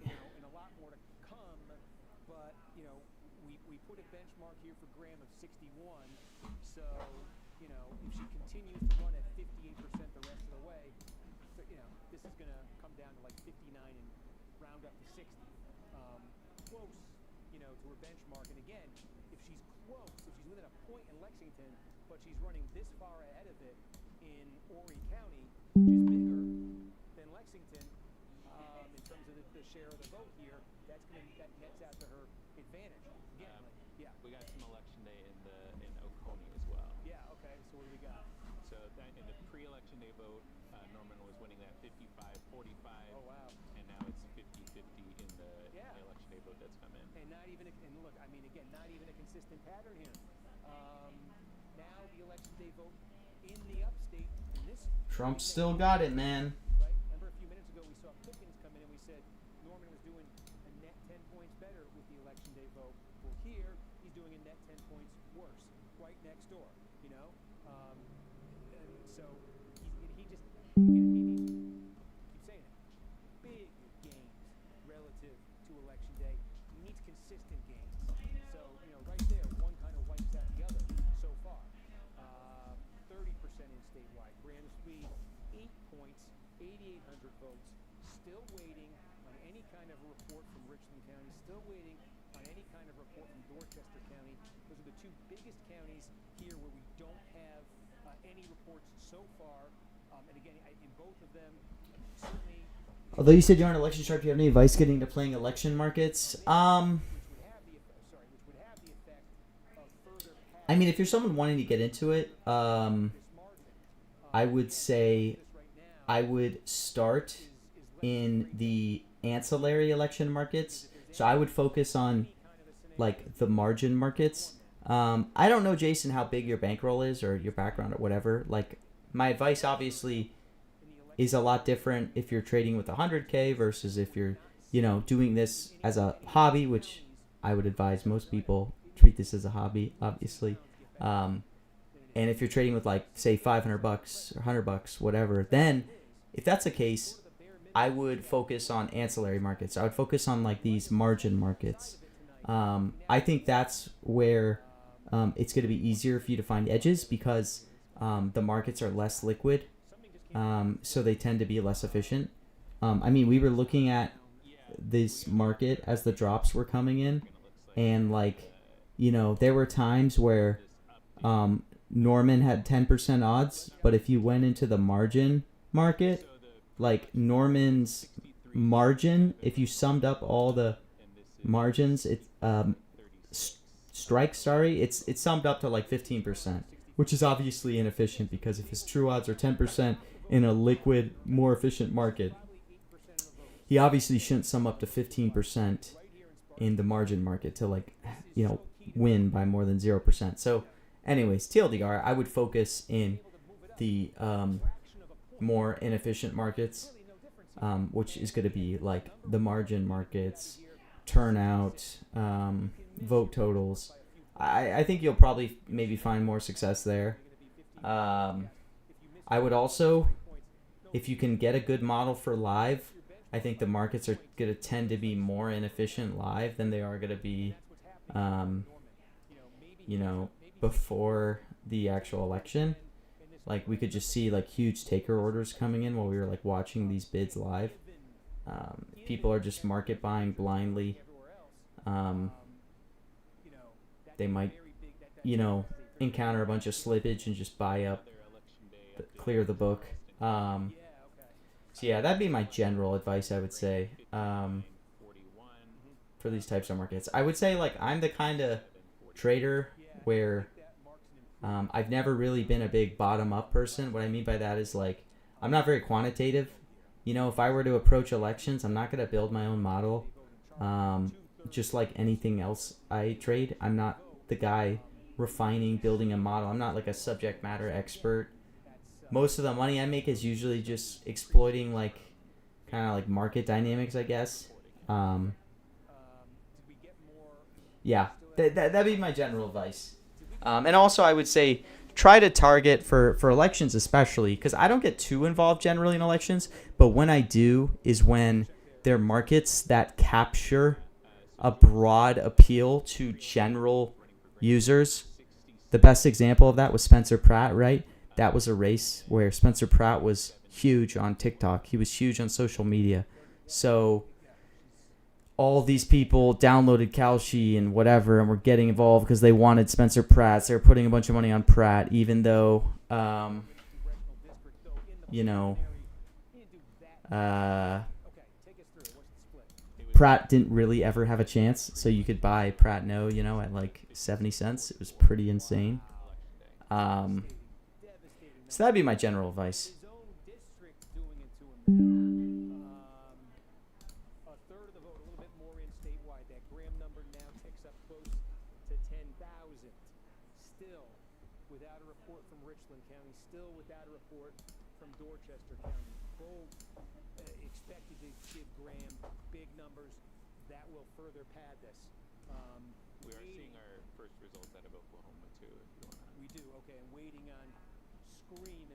I mean, we're not seeing huge walls. We're seeing a 100K wall at 99. Yeah. It looks like it's over, man. 3 to 6% the overwhelming favorite on the margin. These will probably be fun to still watch as more votes come in. Better modelers than me, I'm sure, could do well on these margin markets.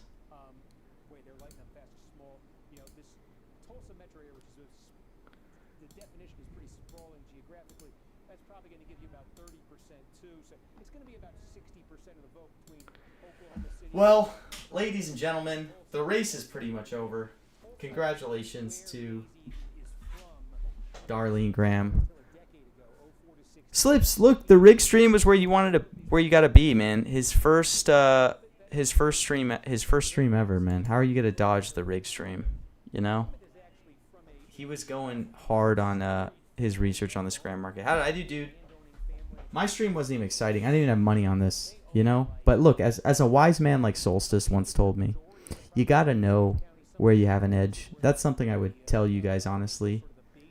Drummond versus MAGA Mike. Go look Oklahoma. Dude, is that guy gonna lose? No, dude. Mike is gonna lose? MAGA Mike? How does this happen, man? How does, like, a huge endorsed Darlene Graham beat Ralph Norman, but fucking MAGA Mike is going to lose to this Gentner guy?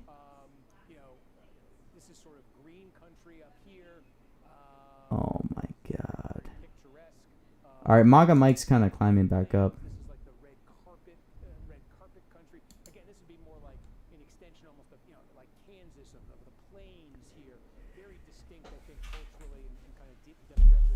Is this even like, is this just like a stupid price action?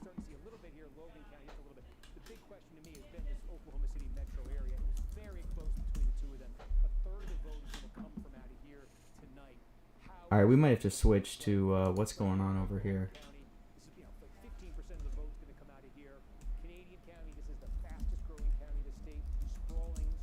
excerpts growing like lightning instead of expression outside of Oklahoma. Right here, Cleveland is very big. This is where Norman is. You know, OU, Boomer Sooner, right? Again, Logan County is part of this. We only have about 12% of the vote right here. It's dead even with what you got right there. So I think Wow. the big question to me coming in tonight was this. It's just and again, crazy Tulsa, that that's 30%, but a Mazie huge- did beat Drummond there by a small amount in the preliminary, and again, that was his base. But you zoom out here, and again, you're seeing what's coming in here down in this that little. I mean, it's Dixie only region 4% right there. returning, You see or, Mazie doing well there. Actually, 4% do counted. we have anything more in South Carolina? Yeah, we're getting some more from around the state. Some more, election day in Spartanburg and Horry and Okay. a few places. Okay. Those are big. Let's not lose the main story here. Decision desk has to Take me have. through. Yeah, so Spartanburg, we're up to about 60% of our expected election day vote. Yeah. In the pre-election day vote, it was running for Norman 63-37. See, it's climbed. Yeah. And it's 65-35 Yeah. for Norman. Yeah. Okay. He's inching his way toward what we said was the bare minimum for here of 66, running at 64.5 right now. I also noticed Cherokee County Yeah. is just about all in there. Yeah. Okay. In the pre-election day vote, it was running for Norman 57-43, Yeah. and election day vote 62-38. Yeah, and now here's one. When you get the benchmarks really come into play, when you get complete counties, not yet complete, but close. The benchmark we established. The MAGA in Mike your Teller own rally? backyard Was that- would that- 39. She may finish Dude, at I exactly know. 39. If that I trend made average so starts much on the continuing MAGA with Mike this Teller remaining vote, rally. That might come down to 39. That's why I'm like, again. I don't know why, but I'm like She's sad exceeded that elsewhere. She MAGA gets Mike might 39 in lose because Norman's like backyard. I feel In for the him. That was such a context of good what's Teller happening rally. elsewhere, that's good news for her. What other counties do we have others where we're getting in that 75 to 100% range? Anderson We might be the we biggest cooked one on the right MAGA now. Mike Teller Oh, rally oh, wow. Okay. with yeah, oil yeah. gas. Um, Don't they yeah, know we're that at he's 87%. protecting natural Anderson, gas and again, oil? This is big. It's like 6% of the vote statewide. What's the benchmark we established for Graham here was 42, and she's running at basically 45% right here. This is one of those upstate counties where Norman wanted to win big. He's winning, but he's short of his benchmark, and he's running out of votes here. And Oh again, my gosh, missing it's like a benchmarks coin flip. But look elsewhere. at these 41% statewide. The margin for Graham spreads. climbs. We're in the 5 digits now. 11. You gotta be able to 53. make Something good just came in and money. knocked it down 300. Just market making this. Where else are we Just in that neg risking. 75 to 100% range? I mean, if you can Vote dodge Pickens in York getting were the adverse two, on new that vote just came drops. out. Norman does well in both of those vote reports. Oh, we Okay. just got Richland. Oh, okay. We've been hyping this. All right, one. why is this? Why is Okay, this? we've got now. Is this all early vote? Do we have NBC. Why are they still talking about South Carolina? Yeah, I think- Let's hear about Oklahoma. Okay, they're mixing it. That's why it took so long. I guess they were waiting to mix in early and same day here. Graham running 57%. We said she would want to get 60 here. Gettner just a better politician though, better for the country. I probably agree with you, Bamba. Honestly, anyone that Trump endorsed, With, that's the I'm probably gonna go against. I'm not trying to come off as a big anti-Trumper. I'm not a political guy, but And the split there with the pre-election day vote running Uh, 44, I just like the name, man. MAGA Mike. 55, 40 How are we gonna go against MAGA Mike? Norman in the election day. Yeah, as I said, 10-point shift. So we've seen a 10-point shift towards Norman. You said Pickens too. I guess we got more out of Pickens. A little bit, yeah. How's that running? 'Cause it was a 10-point shift in his favor before. All right, get off this South Carolina thing, decision desk. Still about the same. So it was Norman 57-43, and now it's 58-42.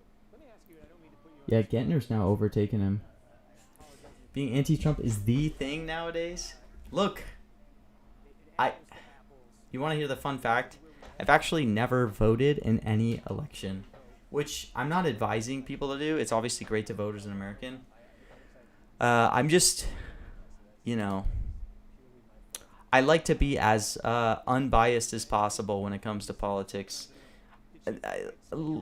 Less so like than anything targeting like any politician or anything. What I hate about our politics nowadays, and I mean this is such a general take. This is such like a, this is such a take that's like everyone would naturally like. It's so, but I really wish politics was a lot less like getting clicks and stuff. You know what I mean? Like both on the left and right. I wish we took a very evidence-based approach to politics of like rational or like I wish like being rational was a big thing, but like literally no one is fucking rational anymore in politics. Like you have, you know, kind of the further left base that's doing well now, that can tend to be irrational. You have obviously the MAGA Republican Party that can be extremely irrational. Yeah, how radical of a take. But yeah, honestly, that's what I feel like is the biggest thing. I just feel like everything's kind of cooked. You know, it's like you got TikTok, very short form, like dopamine, which I use TikTok and stuff. I'm not like knocking TikTok, but I just mean like I just feel like everybody's brain is fucking fried, man. I don't know. Maybe my brain's fried. I just feel like I don't know. Everything's just fucking cooked, man. You can't have a like. It's such a stupid take, but it's like, you know, looking 25 years ago, the debates they used to have where they would like rationally talk about solving problems versus nowadays, you know, it's just. But you know, that's such a lame take. So I apologize for it, but it's my honest take, I guess. I don't know. I'm pretty I guess to summarize, I would say I'm pretty anti-populism. I'm very anti-populism. I get a little afraid at like mob rule, and I think we are somewhat descending into like a mob rule.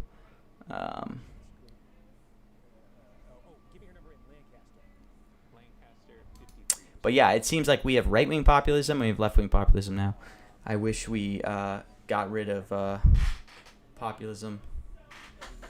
Well, you can't obviously get rid of populism, but you know, it's just like the fucking left wing is like, we need to tax billionaires, they need to pay their fair share. Like, wow, oh, what a crazy take by the left wing. Oh my god, I'm gonna lower costs. Like, what the fuck is this affordability shit?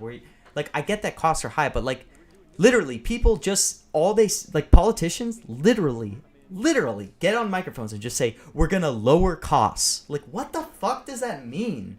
It's just like, oh my god, I literally, it's so fried, dude. It's so fried. You get in front of a camera, we're gonna lower costs. What the fuck does that mean? Like, how are you, like, are you gonna do price control? Like, it's just so fried.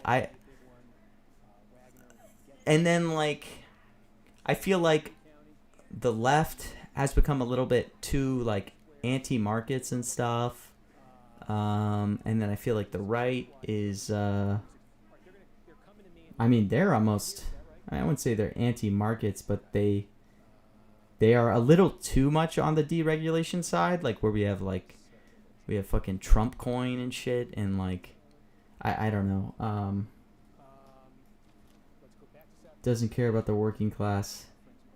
Dude, no. Look, bro.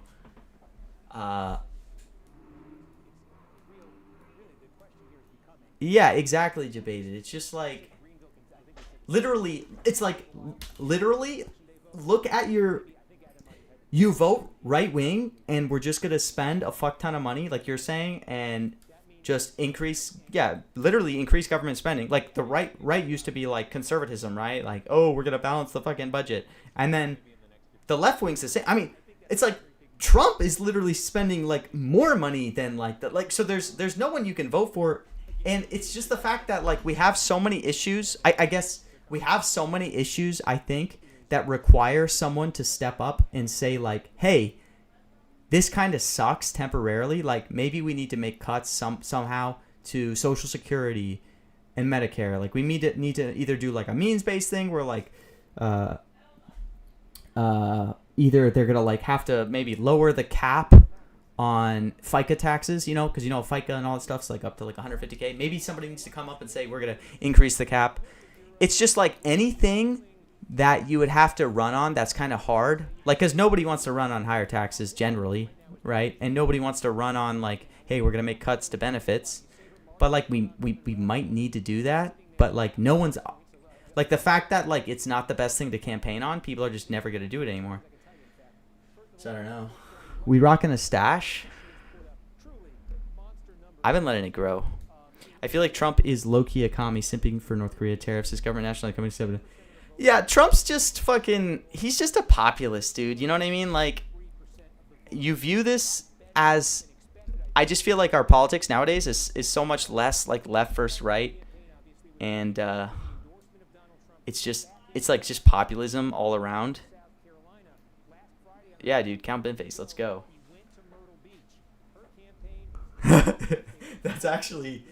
That's a base slogan right there. But yeah, I don't know. It's just populism all around. Like, and we're just everything's fucked. You know, we just kind of gotta hope. Like the one thing the U.S. has absolutely. When you have the full force of the White House backing you, the random guy with 86 Kentucky versus Massey, you have a good chance of winning. Darling did good. Yeah, exactly, Oracle. Never doubt Trump endorsements. The one thing I will say about the U.S. that you have to be optimistic about, obviously, and the one thing we cannot give up ever is, you know, our being like the innovation capital in the sense of like having all these extremely powerful tech companies in the U.S. Like, I understand if you're someone who's like, oh, I don't love having this huge concentration of power to where, like, you know, we have all these AI companies that are becoming super powerful. Obviously, Elon, SpaceX, AI, you know, all these. Like, if you're on the left, you might be a little afraid of that, whatever. That's fair.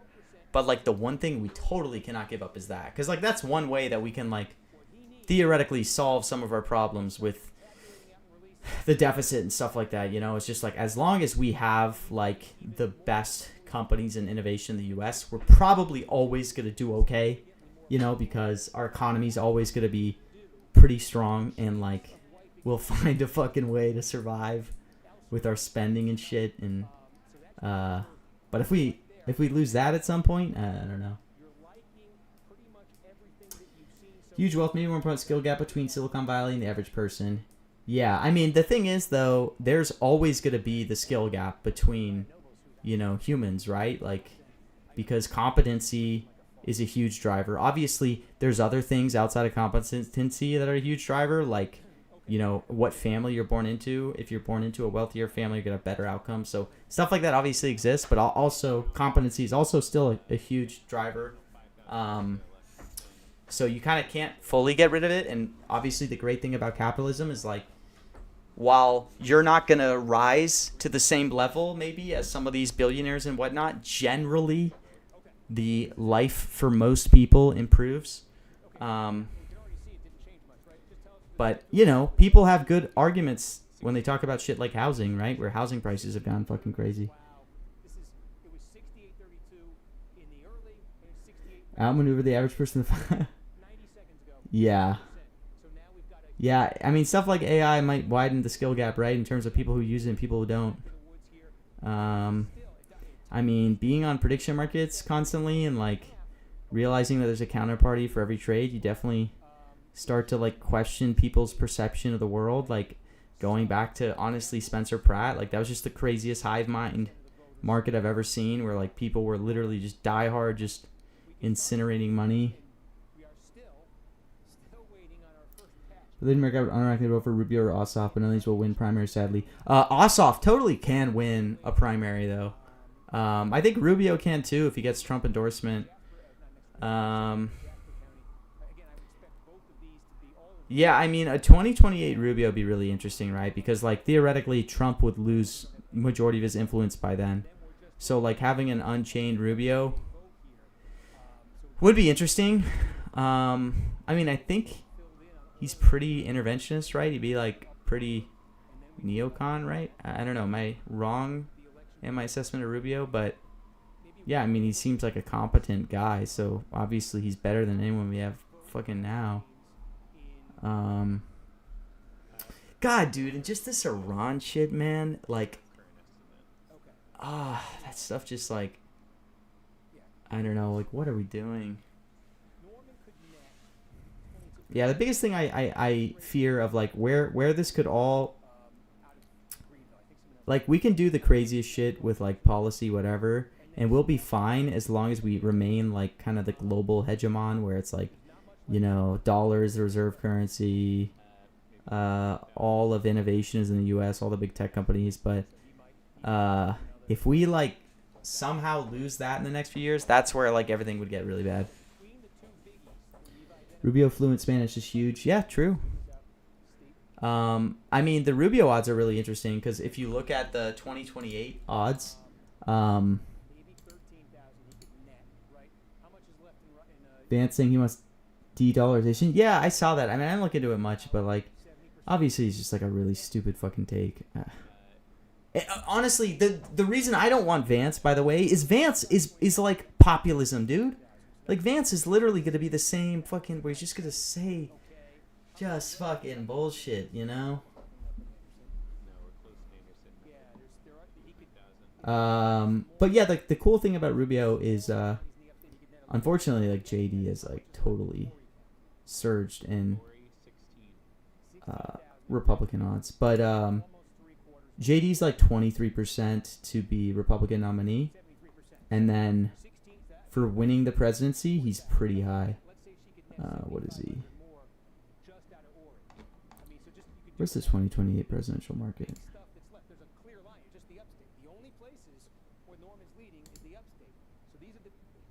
12 cents. Oh, I guess he's kind of tapered off a bit. But there used to be like a huge premium on Vance. What's up, Medicine? He's 50% data center and 50% Ohio in his DNA. Yeah, dude, this data center stuff too. Like, Trump's got to come up with some slogan for data centers to like get people bullish on data centers or something. I don't know. We got to throw away. If you're like a tech company, like you got to get rid of the data center term. That shit is like too poisoned. You know, you can't say data center anymore. Make up some new name for it. Call it like a acceleration center or something, or call it like a economic growth center or something. I don't know. Don't call it a data center, man. That it's over with the data centers. All right, MAGA Mike's coming back, by the way. 66-35.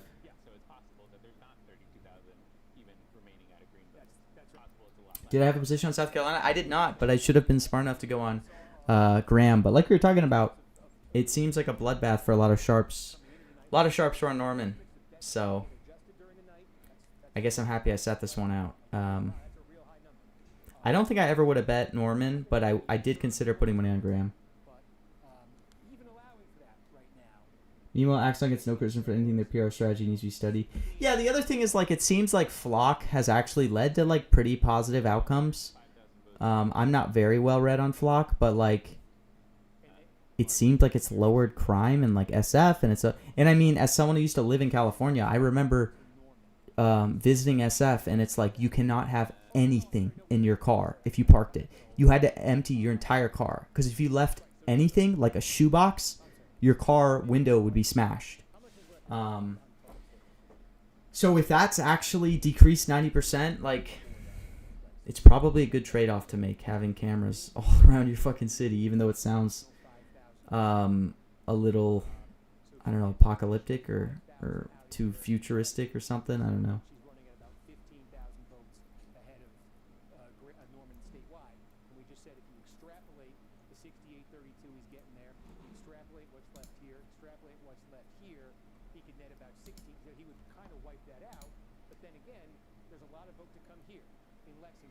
Your mom says SF is the closest thing she's seen to Brazil here in the U.S.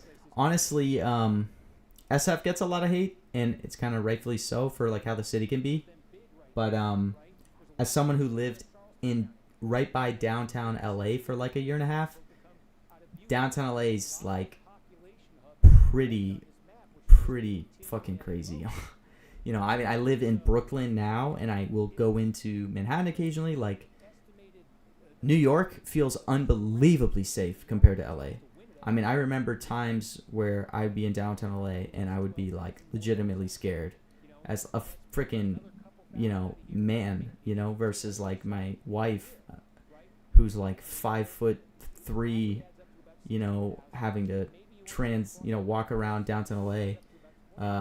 The thing that New York beats downtown LA on is like with public transport, since everyone uses it, it's a lot less scary. But in downtown LA, if you're taking a subway, it's like you and two other people. And if there's like a crazy guy in the subway, like you don't have a group with you. Yeah, I mean, dude, the homelessness in New York feels like nothing compared to downtown LA. And maybe that's because I haven't been to enough places in New York. Maybe maybe I haven't seen the bad areas in New York, but like it's kind of unavoidable in downtown LA. I mean, it's like everywhere you go. And if you go in some bad streets in downtown LA, it's really bad. I think also it's just like in downtown LA, not too many people live in downtown LA anymore versus like everyone lives in Manhattan, right? And everyone lives in Brooklyn. Did Mom Donnie actually do something? Is it 99% social media slop? I mean, what I would say is like, you know, I live in New York. I would probably put myself as someone who's like either a moderate or maybe even leans slightly right wing, but not at all a Trump supporter. I would say I generally have a favorable view of Mamdani.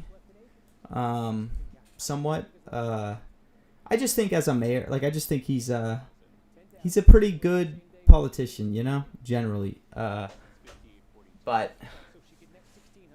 you know, I don't like the people he endorsed from the DSA, like the kind of Claire Valdez crew. I think that was a little, I don't know. I mean, you can make a lot of criticisms of Mamdani, but I generally think like he's getting a lot of shit done, you know. Yeah, fair. But what I will say, Oracle, was like Eric Adams was, he was so memeable, man. Like the clips, some of the clips from Eric Adams were just insane. Don't die, get some water. Do I have plans to move out of New York anytime soon? Yeah, I totally do. You know, I originally moved to New York when I was like getting into prediction markets full time, being the place to be. And at the time too, when I got into like prediction markets, this is like, obviously I got into PMs and making content like back in like 2024, like July. So like I've been doing this for like a long time. But like when I jumped into it full time, this was back in like end of September, maybe early October of last year. I still thought I was mostly going to do content. Like I'd only made like $50K before jumping into this. And I was like, okay, I'll make money from content and then maybe I'll make a little bit of money trading. So I wanted to be in New York because Kalshi's offices were here and obviously everything's here for prediction markets. So I was like, I'll come here, then I'll be able to do a bunch of content while else was happening. And then got more into trading, and honestly, trading just went better than I ever imagined. I mean, you know, like this year's been fucking crazy. I've just like, yeah, just better than I ever thought. So now I'm definitely much more interested in the trading side than like content in terms of like scaling. Right now, I mean, stuff might change, but so now I can basically live wherever I want, theoretically, and obviously there's some regulatory risk being in New York with all this shit Hochul's doing, and also my wife quit her job, so I'm like our sole income right now. So it would be great to move somewhere that's like a little bit of a lower cost of living, and then somewhere where housing is a little cheaper. And then I imagine it's like living somewhere like what I'm looking at mostly is North Carolina, because North Carolina seems to have a really good regulatory environment for PMs. They approved like a state tax basically on prediction markets, so they seem to want to embrace it rather than ban it. Yeah, 6 states haven't sued. So I'm probably in the next few months going to move to North Carolina eventually and then rent for a while. Yeah, and then try to get a house eventually. You go anywhere in the world, it won't be cheaper than New York. Yeah, exactly, dude. I mean, the taxes I'm paying are like insane. But also I didn't expect to, you know, make what I'm making, you know what I mean? Like, and obviously I'm not necessarily expecting in the future. Like I made like, dude, I made 20K last year as a accountant, which was like great for me. I mean, that was also living in LA. I was in like a very high cost of living area. And like, yeah, this year, like it's been freaking insane. So now that I'm in New York, I have to pay state tax, I have to pay city tax, I have to pay federal tax. It's like, it's just absurd. Move to Asia, save $230 living expenses. Yeah, I mean, I don't think we're gonna move outside the country, unfortunately, because I want to have kids in like the next maybe 2 years, 2 to 3 years. So probably gonna stay in the U.S., but I would love to live somewhere like North Carolina. And yeah, Slips, I would love to be in Florida. I actually grew up in Florida for like the first 12, 13 years of my life. So, but my wife does not want to. She needs to live somewhere where there's mountains. How old am I? I'm 27. I graduated 2020, started working for like 5 years in accounting. And then yeah, started doing all this back in like September. We're like doing this full time back in like end of September of last year. Take advantage of all this Roth IRA and backdoor IRA. I completely agree. Oracle, and you don't even need to tell me that. I've been maxing my Roth IRA since I was like 18. I'm a big follower of the you guys know that like financial independence, retire early, like whole movement crowd stuff that on Reddit and all that. Like I've been like obsessed with that since I was like freaking in high school. So yeah, I've been like super into personal finance for a long time. And I've like worked since high school. I had like worked at a grocery store in high school, tried to save whatever money I could. And I worked all in college. Was a TA in college, and then did DoorDash on a bike because it was like a local college town. I actually made like $30 an hour freaking with an e-bike DoorDashing in college. You read Our Personal Finance every day for 10 years straight. Yeah, I mean, like, you hit a threshold to where, like, you don't need to read that stuff anymore, you know? Like, where you're kind of maximize the general stuff. Like, seriously, dude, if you're, like, 22 and you graduate with, like, a decent employable degree and you max your Roth, you max your 401k up to employee matching, maybe start there, because I know it's, like, hard with how high rents can be in certain places. So start with that, see how you can save. Obviously, some people are in different circumstances with like student loans, stuff like that. I was really lucky. I didn't have any student loans. My parents helped with my college, so it's like a huge advantage to have over someone who has to pay full sticker price for college. Yeah, you top out fairly easy. Yeah, I think that's a lot of things with life too. Yeah, 401k matching is insane, depending on which company. Some companies are crazy. The ones I all worked at like were pretty shitty on matching, dude. It's crazy. I worked at PwC, one of the big four. You would think, being like this giant conglomerate, they'd have like great 401k matching, and they're so fucking cheap, dude. They matched 25% up to 8%. So you would really just get 2%, and then it would vest over like 5 years. It was just such a disgustingly, like, I somewhat hate those companies, man, because, like, the partners are just so greedy at the top, man. I'm going to sound like a socialist here, you know? No, I'm joking, but yeah, man, they're just so greedy somewhat, but,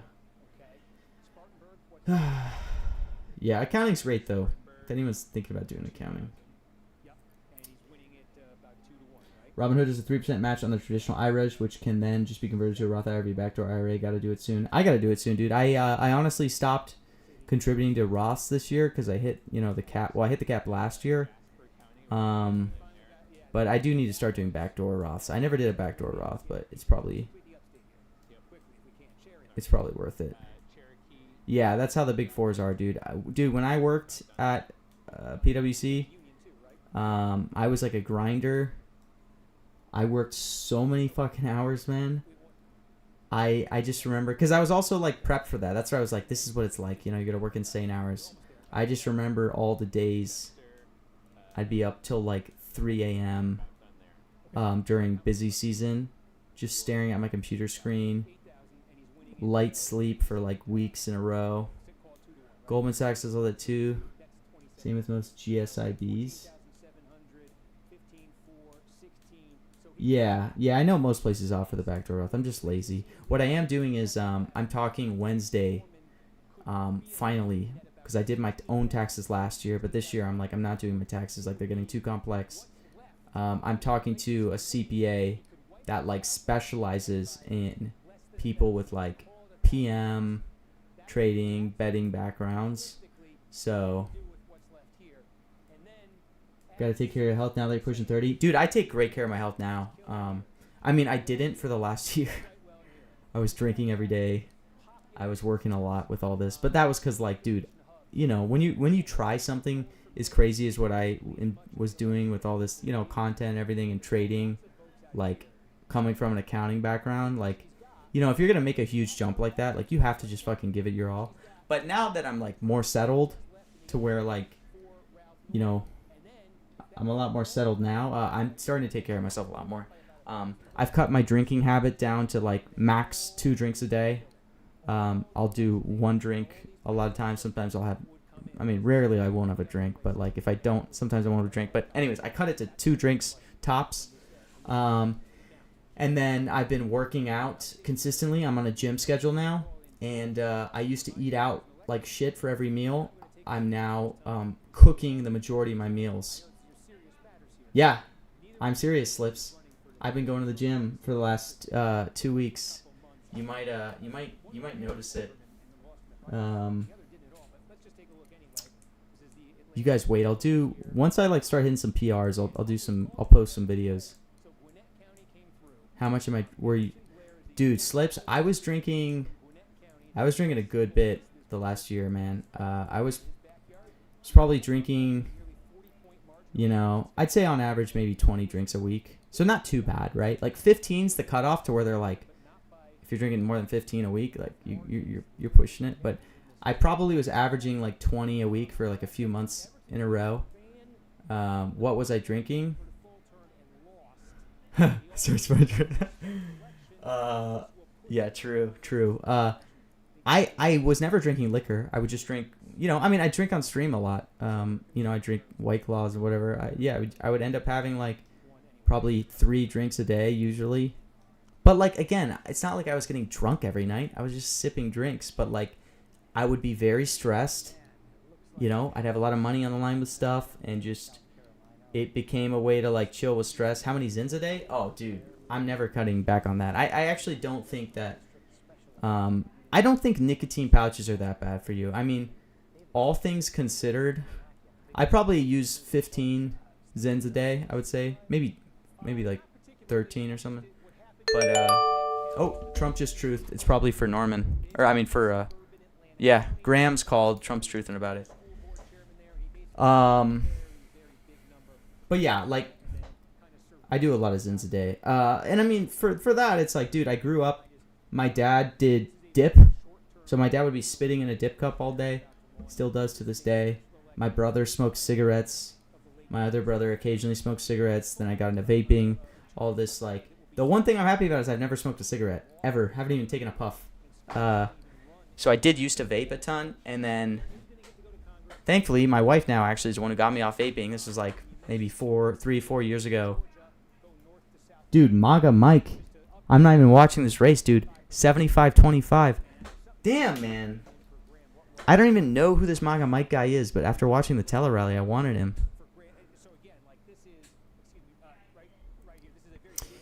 You glad you stopped vaping and smoking? Is disgusting? Yeah, dude. If anyone, I mean, I don't want to sound like a lame guy, but like, yeah, dude. If you still vape or smoke, like, should really try to cut it out. I mean, I got my bad habits, so what am I telling someone else? But the main thing that got me to quit vaping, in addition to my now wife telling me like, you gotta fucking stop, was I used to be into running, was like my habit, and like I would literally, my throat would just, my lungs would crunch up from all the vaping because I would vape so much.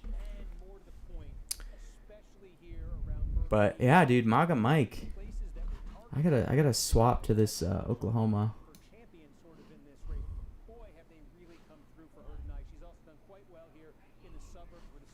What is happening, MAGA Mike? Really everything outside the upstate to some degree has gone right for Graham tonight. That's an awfully big pad that she has right now over Norman relative to what Vape no, combo with fishback no. There you go.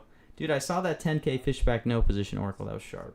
You got in at a good price, too. You were at, like, 97, 96. So you got in, like, early enough before it got bonded at, like, 99. Yeah, dude. Manga Mike is at, like, 60-40.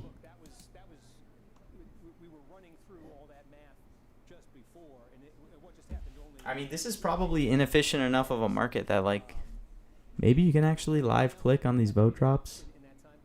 We got another update from Orangeburg, another 2,000 votes. Yeah, at my peak, I had like 15K fishback no that I got at like 87 way back in the day.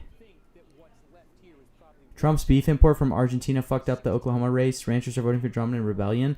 actually a good point, dude. That's a pretty sharp analysis I didn't even think about, dude. Because, yeah, I was actually seeing some, like, social media posts on the whole thing with, like, ranchers who were pissed off that, you know, they were selling calves or cows and getting just a lot cheaper prices, you know, or cheaper return. So that's honestly a pretty good theory. I mean, if you're a rancher, you got to be pissed off about that whole Argentina thing. And I don't even understand, like, why he did it. I guess Trump's kind of fighting two demons, right? You have people complaining about high prices, and then you have a big chunk of your base, the farmer community, who also, you know you have to sacrifice them if you want to lower, like, beef prices. Yeah, Oklahoma's very big for farming. Also for oil and the natural gas industry. Affordability versus ranchers. Exactly.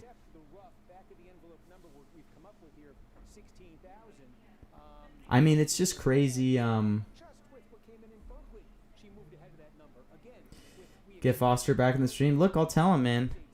No, Foster. It's always great having Foster on. Like, I mean, I think I've talked about it before, but, like, me and Foster go so far back. Like, literally, Foster watched my OG, like, poly market trading videos when I used to just post them on YouTube. Then he reached out to me on Twitter. We were both, like, super small fish at the time. Like, I think I'd made, like, 5K on, like, prediction markets. He had made, like, similar amount. And we just started talking together. And then we just, like, rode up together and had, like, just obviously, till today, I still talk to Foster, like, every day on trading stuff. So it's definitely good to, like, find people that you can talk to and, like, work with. It just makes it easier. It's so much better having, like, people that you can... I mean, just in terms of how I'm wired, at least. People you can bounce ideas off of. Actually, I didn't know you watched those OG video slips. Those are such good videos looking back. I feel like it's a little tough with my content now because, you know, with the stuff I do now, I have to be a lot more careful with, like, leaking what I'm doing, right? Because, like, I don't want to, like, give away click manually when events were over because nobody was buying. Yeah, dude, exactly. It was, like, crazy back then. Yeah, and back then I was just, like, showing everything. It was, like, great. Like, it's actually kind of cool, like,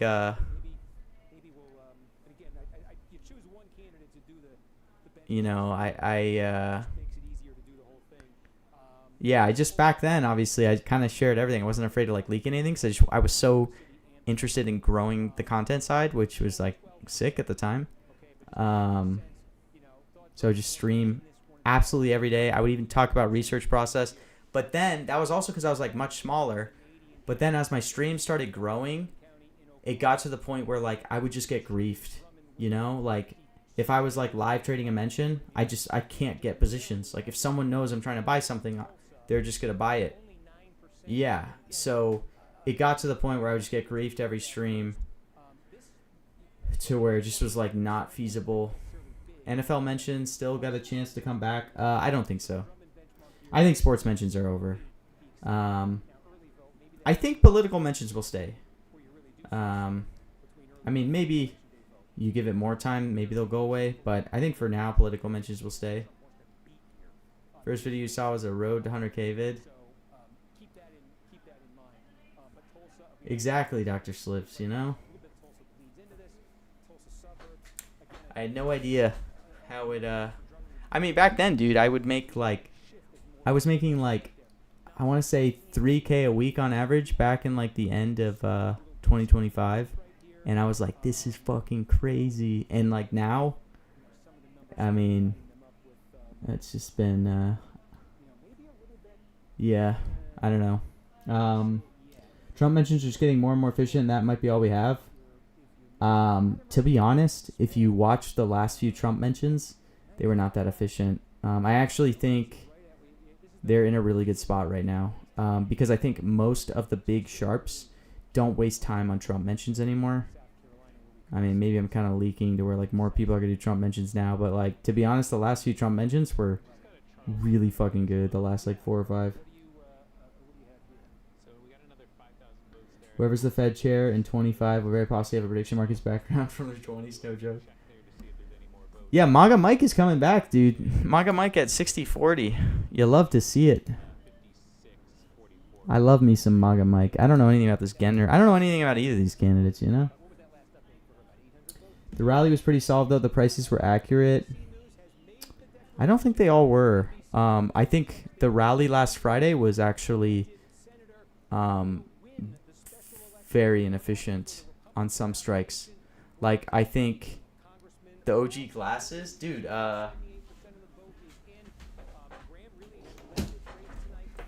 wait, let me find them.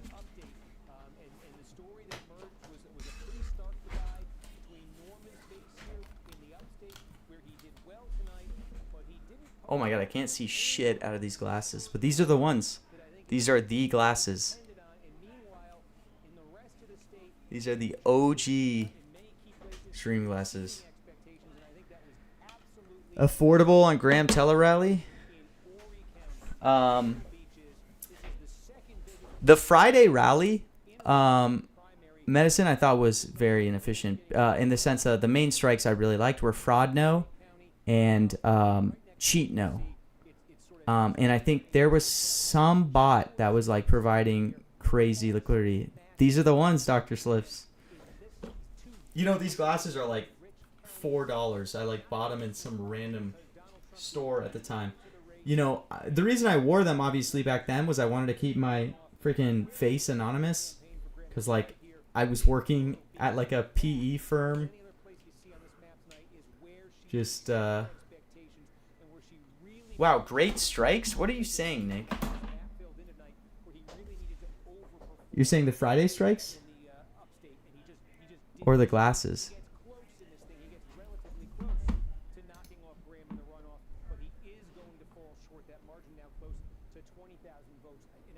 Alright, it's back to a... Oh, it's still... Yeah, it's like... it's 60-40. Alright, MAGA Mike's coming back.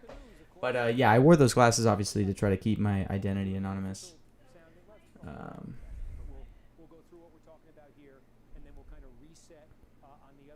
For the Telerally? I was talking about Friday strikes, not Telerally strikes. I was talking about the nose. I was selling you on rally. Or I don't even think you were around for the rally because you were out at some bachelor party. No, Nick, I just blindly tailed on some of the Telerallies. Yeah, exactly, Slips. Yeah, dude, the Telerallies have been crazy. Like, I don't know what's going on. With the last few Trump mention events, you go in the order book, and somebody is just, like, quoting, like, 3K at, like, 1 cent, 2 cent. If I have no one to bounce ideas off or I'm looking for a Kalshi community to learn and chat with people like a Discord server, any recommendations? Yeah, I mean, I would just recommend the official Kalshi Discord. You can find it... where is that, like, posted? I don't even know where the official Kalshi Discord... You can probably find it in either like the Kalshi Twitter bio, or the Kalshi like crypto Twitter bio or something. Everyone just dismisses Kalshi and calls you dumb. Like what? IRL or something or?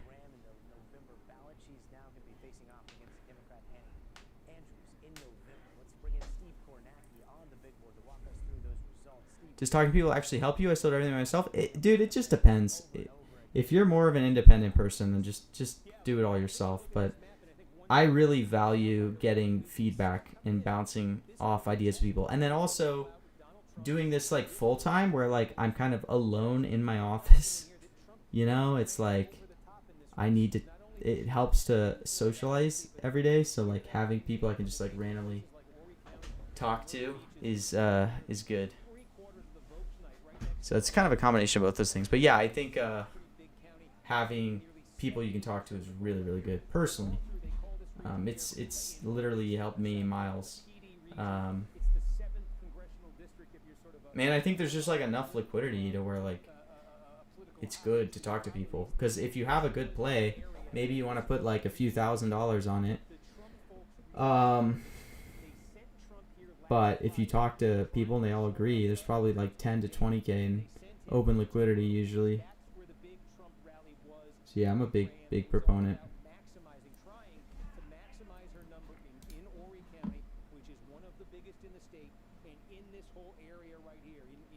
You're in the couch server with no voice channels?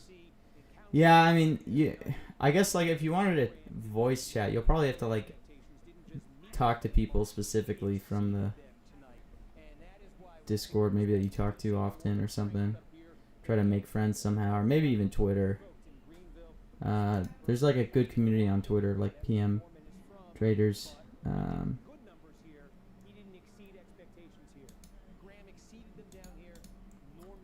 All right, the margin, by the way, for Graham is pretty much bonded at 3 to 6. Let's go, MAGA Mike.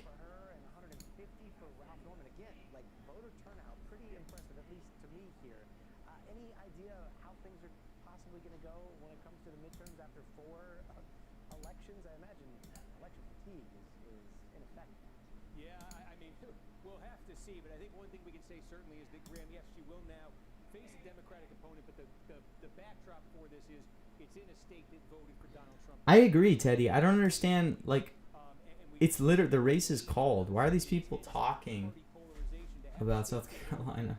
I want to hear about MAGA Mike.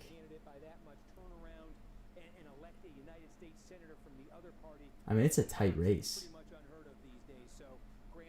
But look, based on where the votes are trending, it seems like MAGA Mike's coming back.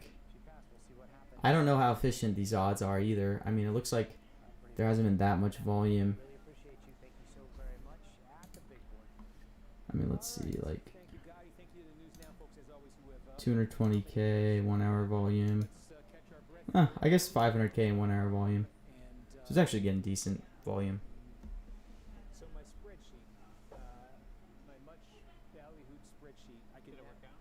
So it landed at, with my little partial things, it landed at Graham 51.7, Norman 48.3.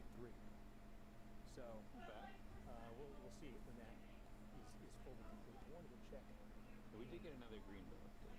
So are we? Yeah, actually, it's worth checking out. So, and he actually fell under. What is it, 65, 35? Dude, they're still on South Carolina, by the way. Yeah. I don't have it open. I wonder if that was the, I wonder if that was the, what triggered the call. Did that come in right before the call? No, it just came in while you were doing that hit. It was 67. Oh, they just went to 95. Oh, and if I saw that. Do I trade tennis? I haven't yet. But I definitely thought about it. There's been a little bit of a downtime this last month. Granted, I was out for like 2 weeks for my honeymoon traveling, obviously. But there was a little bit of a downtime that I was kind of like, what am I doing? I need to find other markets. I thought about tennis. I didn't really invest a ton into it. I think I'd have to spend just so much time learning. But I think eventually I could find edges in tennis. Look, Slips, this is an example where we'd have to work together. I could come to tennis with my edges in other sports, and we could kind of talk about that. You know, maybe that's where we find an equilibrium working together. But, yeah, I mean, long term, I'd love to get into tennis, but my biggest focus is going to be NFL and college football, obviously. I just think there's going to be just so much fucking volume for NFL that it's going to be stupid, you know? Like, you don't even have to be that sharp when there's just so much recreational volume, you know? What's the angle I'm trying to find when I'm trading football? See, that's the part where I can't get too specific, you know? But I do a lot of live stuff on football. I'll leave it at that, I guess, you know, during games. Payback for all the mentions, Alpha. You know, I haven't even... Yeah, there you go. Yeah, that's good. That'll be payback. But yeah, I mean, I'm absolutely excited for NFL. NFL was like the first thing I got into sports-wise. I got into it January of this past year, and it was like incredible. But also that was like way earlier, right? The PM landscape is evolving so fast, so who knows how good it's going to be this year. I know volume's going to be crazy, but maybe market makers will be a lot more efficient. So where like fuck-ups that they did last year, they won't do again. But hopefully they keep making mistakes. I don't know. Yeah, so I mean, I'm going to feel it out. But I'm definitely very excited. And I'm trying to actually... I never understood NFL very well. Like, it's not like I'm someone who, like, watched NFL a ton. I watched a bunch of college football. Like, I'm a huge college football fan, but I never watched NFL much. But I had to obviously get into it because that's where all the volume is. So I found edges without really having any, like, ball knowledge whatsoever. Like, I didn't know shit about football. I could name 5 players in the NFL maybe. But I want to actually learn NFL this year because, you know, having subject matter knowledge obviously makes it easier to find edges, even if like the edges you're finding aren't, you know, like bottom up. Like I'm not modeling or something. So I'm trying to do some fantasy football this year, and then I'm going to do some NFL Survivor contests this year. I'm going to enter probably Circa Survivor. Probably going to go to Vegas in a couple weeks to do 10 entries into that with a few friends that I'll be splitting it with. And then there's a few other Survivor contests I'm going to enter. I'll probably only do like maybe 7K in Survivor entries, so not a lot.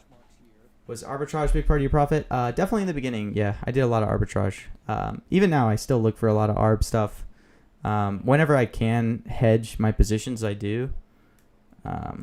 Which is why, like, you know, if you look at my P&L graph, for example, it's like pretty... straight up. I don't have too many downswings, knock on wood, because I'm usually hedging everything I can. But yeah, I think arbitrage is great whenever you can. You just got to get creative. I guess what I would say is, like, if you're going to do stuff like arbitrage, you got to be creative, man. Like there's so many people nowadays that just literally want like an odds screener that's comparing like all the sports books and Kalshi, Polymarket. Oh, it'll tell you to bet this. Like, dude, if you're doing anything that is supposedly going to just like show you what to bet and like, oh, do the, like, where you don't have to do any input, like, it's just not a long-term solution. So I think it's probably great in the beginning. It'll help you learn. You'll be able to, like, odds screeners are great, right? Because you're going to know where lines move, stuff like that. But like, you got to get out of like the whole like odds jam mindset of just like, oh, odds jam tells me this is a good thing, so I just click it, you know, or just, I don't know. There's just so many people that like want to tackle all this from like no reasonable thinking. Like they don't want to do any thinking themselves or like be creative or do, like, you have to be creative, you know, in terms of how you think about all this stuff and find edges. Like, no one is going to publicly tell you what their edge is, and no one's going to publicly, like, you know, look, medicine, I will say yes, I was, but there might be a risk that it's reproducible, so I'm not gonna get into any more specifics. But yeah, it was very good.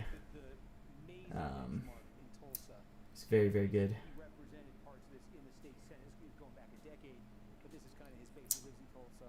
But yeah, I mean, that'd be my advice. Is I think arbitrage stuff like that's really good.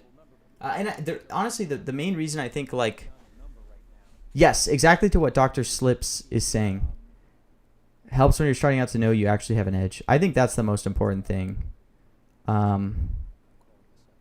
Because you have to realize, like, trading, betting, whatever you want to call anything, whether it's trading options stocks, whether it's trading prediction markets, whatever, like you want to make sure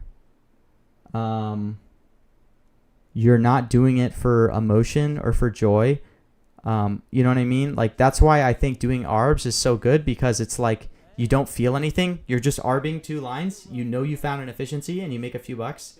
The danger that comes with like prediction markets, stuff like that, is telling yourself, oh, I have an edge, when you really don't. And, you know, you keep putting more money in because you think you know what you're doing, and you're just going to like blow a bunch of money. You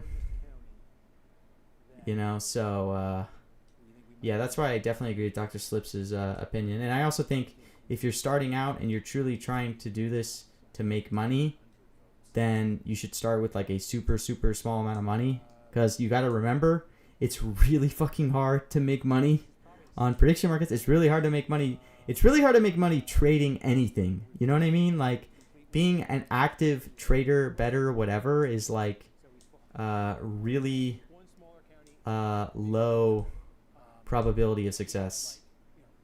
Are you worried that the sports predictions, particularly the IRS, will ruin you or two, that you have to pay tax on them as gambling instead of trades? Yes, but actually, I'm not worried. Place and over on points scored. Every point slash basket matters. Yeah. I would say ETF FaceTime. It's totally fine to do this as a hobby or like for enjoyment. I'm not saying that's a bad thing. I still do that now. Like I put money on Ole Miss every year. As long as you're aware of that, right? Like I'm gonna probably throw like $1,000 on Ole Miss to win the national championship, knowing that that's very minus EV, because I'm probably just gonna take her it at like 50 to 1, and I know fair value is probably, I don't know, 60 to 1, 70 to 1. So I know it's minus EV, but I love Ole Miss. I've loved Ole Miss for years. I like watching them and having money on the line for Ole Miss. So I do it because it's fun. Like, obviously, if I did that for the majority of, you know, what I do in PMs, I'd lose over time. But the only thing I'm making the comment for is just like, it's one thing to acknowledge and know what you're doing, and that's totally fine. That's the majority of people, right? But like, the bad thing is where people don't realize that they're doing that when they think they like have an edge, I guess. So that's all I'm saying is like, it's just important to know the difference, I guess. Okay, but someone did ask a good question on taxation. I want to pull that up. TP4208, are you worried that for the sports predictions in particular, the IRS will rule in a year or two that you have to pay taxes on them as gambling instead of trades? So I would say my biggest fear from a tax perspective is not that the IRS will qualify them as gambling income. It's that the IRS will treat them as swaps instead of futures. So if they're considered like futures contracts, this is all my understanding, right? Fact check everything I'm saying, but this is based on my research of the subject. If the IRS allows them to be treated as futures, you can theoretically, again, not tax advice, file them as Section 1256 contracts, which is very beneficial from a tax perspective, because you can pay a portion of it as long-term capital gains rather than just the typical like ordinary tax rate. So I think what's much more risky is that they may qualify them as swaps, in which case I wouldn't be able to elect the 1256 treatment, and then I assume I would either have to treat them as like 100% short term, in which case I think it would just be like ordinary income. And yeah, that would kind of suck. I'd owe a lot more in taxes. But I'm not really worried about them treating them as gambling income, because gambling income has a much different taxation in general, right? Because then you have to worry about like the 90% deduction, whatever. So I'm really not worried about them being treated as gambling income. I'm more worried about swaps versus futures treatment based on my limited knowledge. But I am talking to a CPA this week who specializes in that area to actually get more. Because what I'm really curious on is like, is there any like unique stuff I could be doing from a tax perspective in terms of like, should I make an LLC?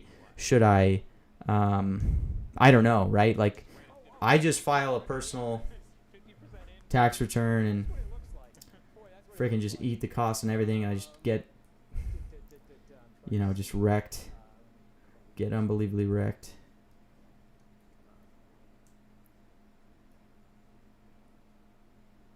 What do I think about Kobe Betts?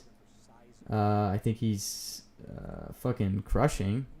Guy's made he's up 3.4 mil on Kalshi. I don't know what else to. I've met him a couple times in person. I'm not gonna share any personal details, obviously, but yeah, I mean he's a fucking crusher.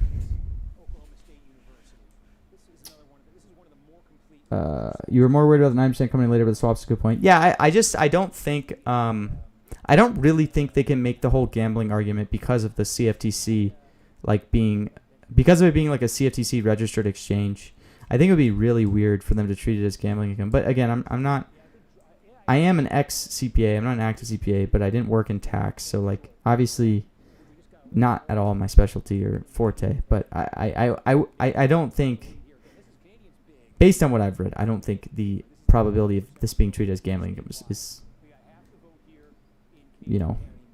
that possible, really. If you have an LLC, couldn't you write off stuff like equipment? Probably. I mean, nah. Dude, when I was a CPA, I didn't even do tax at all, so I didn't know shit about taxes. I was just, I did financial accounting. So I could walk you through a company's financial statements. That's what I used to build. But, why do you think sports benches is done for? I think sports benches is done for because A, it's hard for them to prove an economic reason to list the contract, right? Is there true economic substance to an NFL announcer saying a word? It's probably a tough argument for them to make. And then B, the leagues which they want to partner with, right? They want to partner with MLB, NFL, NBA. The leagues have, I know NFL sent a letter to them explicitly asking them to remove mentioned markets, and it's in their best interest to want to partner with the NFL. So, you think about it, you're sacrificing a little bit of volume, and you're saving a ton of volume, and maybe you'll get way more volume with general sports markets. Does there need to be economic substance to keep it, though? PMs are a gambling platform for most users. I couldn't really tell you, the whole definition is constantly evolving. People used to say there needs to be an economic substance. I think now the CFTC is even thinking about rewriting the rules. Again, I'm not an attorney, so I'm not an expert in this area, but I mean, if you watched the CFTC's panel last week, it seems like even then, people are saying, well, do you need substance? I think C-League even said on a podcast, explicitly, there doesn't necessarily have to be a direct economic substance. But also whether or not most users interpret something as just a gambling platform, I think, it doesn't necessarily matter for the argument. You could make somewhat a similar argument for options. Probably, obviously with options contracts, financial institutions are probably using them a lot more to actually hedge than prediction markets right now, obviously. But there is a big swath of users that are just theoretically kind of gambling on options.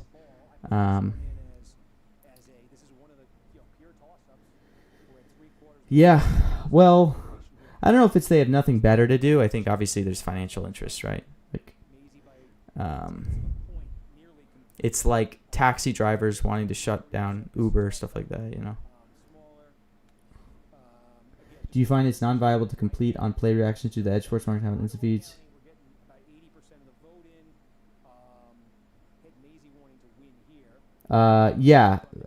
Vivesi. If you're just watching the game on a traditional stream or on your TV, you definitely cannot react in time for in-game price movements. I wouldn't try to do that. I would you could try to invest to get good infrastructure to have very fast data. But otherwise, yeah, you can't really. Or you could think of maybe other creative ways to get that data fast. But I won't say too much, I guess. 160,000 remaining votes Exactly, ETF FaceTime. in the state. You know? Now just on election day votes. There are 106 we think We need the economic benefits, you know? there are 160,000 votes to come. I mean, I do think, How many of those votes do we think are even outside of, like, because there's been the whole, like, Tulsa and emphasis on the, all right, it looks like, by the way, MAGA Mike is, like, resurging hugely. He's now taking the lead. So I think MAGA Mike's okay. But, there has been, like, this huge emphasis on the whole hedging arguments, but, I think there should be a lot of reconnection successful.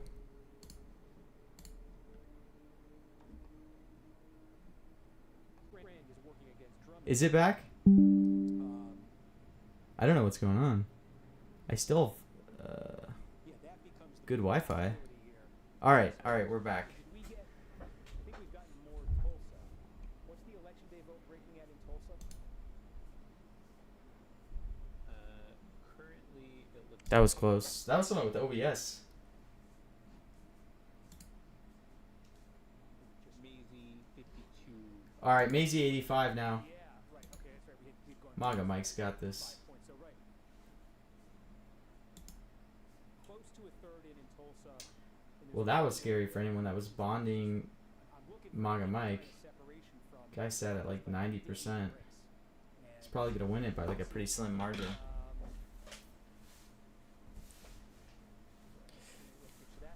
We just got an update. That update, I guess, in Tulsa and elsewhere knocked us down to 151. Never a doubt in MAGA Mike, dude. It was gonna be crazy if like if Trump had won with his endorsement to Darling Graham and then MAGA Mike were to lose. I mean, that just won't make any sense. What's up, Rig? How'd you end up doing, Rigatoni? Did you clean up? Why'd you sell your Graham, man? You had that big Graham stack before.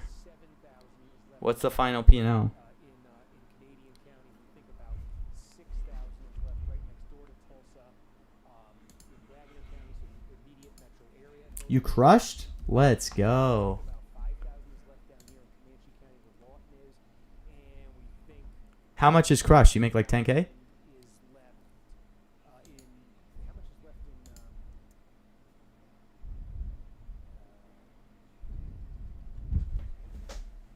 I need some numbers. not much, huh? Okay, so then about 5,000 left in McLean County right here. So, yeah, 42, 49,000, 42, 91. Yeah, 101. That's 2/3 the remaining vote right there in those big places.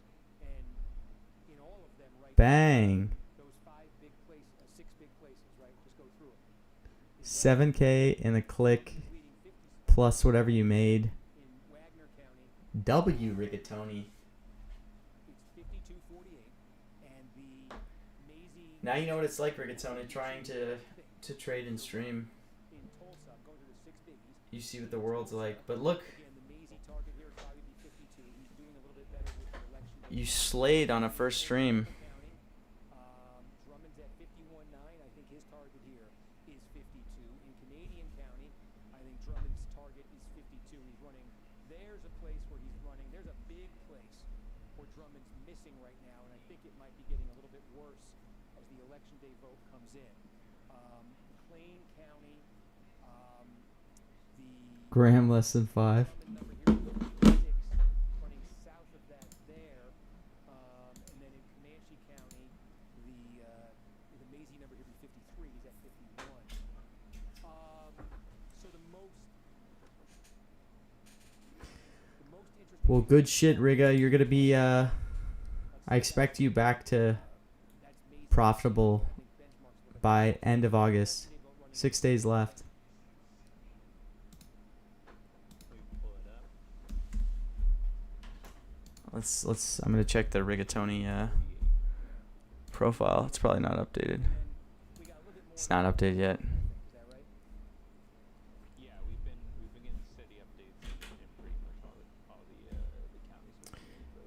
You got 6 days.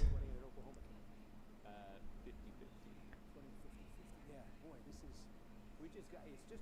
Look, medicine. That's a good. That's what you call him. He's rigatoni. Well, look, this was a good day, man. When should you face reveal? Didn't you kind of already face reveal? Didn't you do like that one thing of you like holding your phone one time? And you can kind of make out who you were. I have an idea in my head. There was like one time you did where you're holding your phone. You could kind of like make it out. Somewhat. All right, it's resolved for Darlene. And Magic Mike's already up to 90, so. Magic Mike wins in Oklahoma. Darlene Graham wins in South Carolina. We're still fucked. Trump still controls the Republican Party. Nah, debated. That's what you do on December 30th. Oh, wait, really? Wait, actually, no. You want to do the opposite. What am I saying? Yeah. Inverse that. Then that's what you do on December 30th.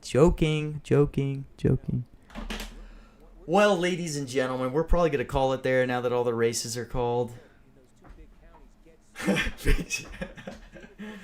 That was a joke. Thank you all for tuning in. We'll be back, as always. Take care.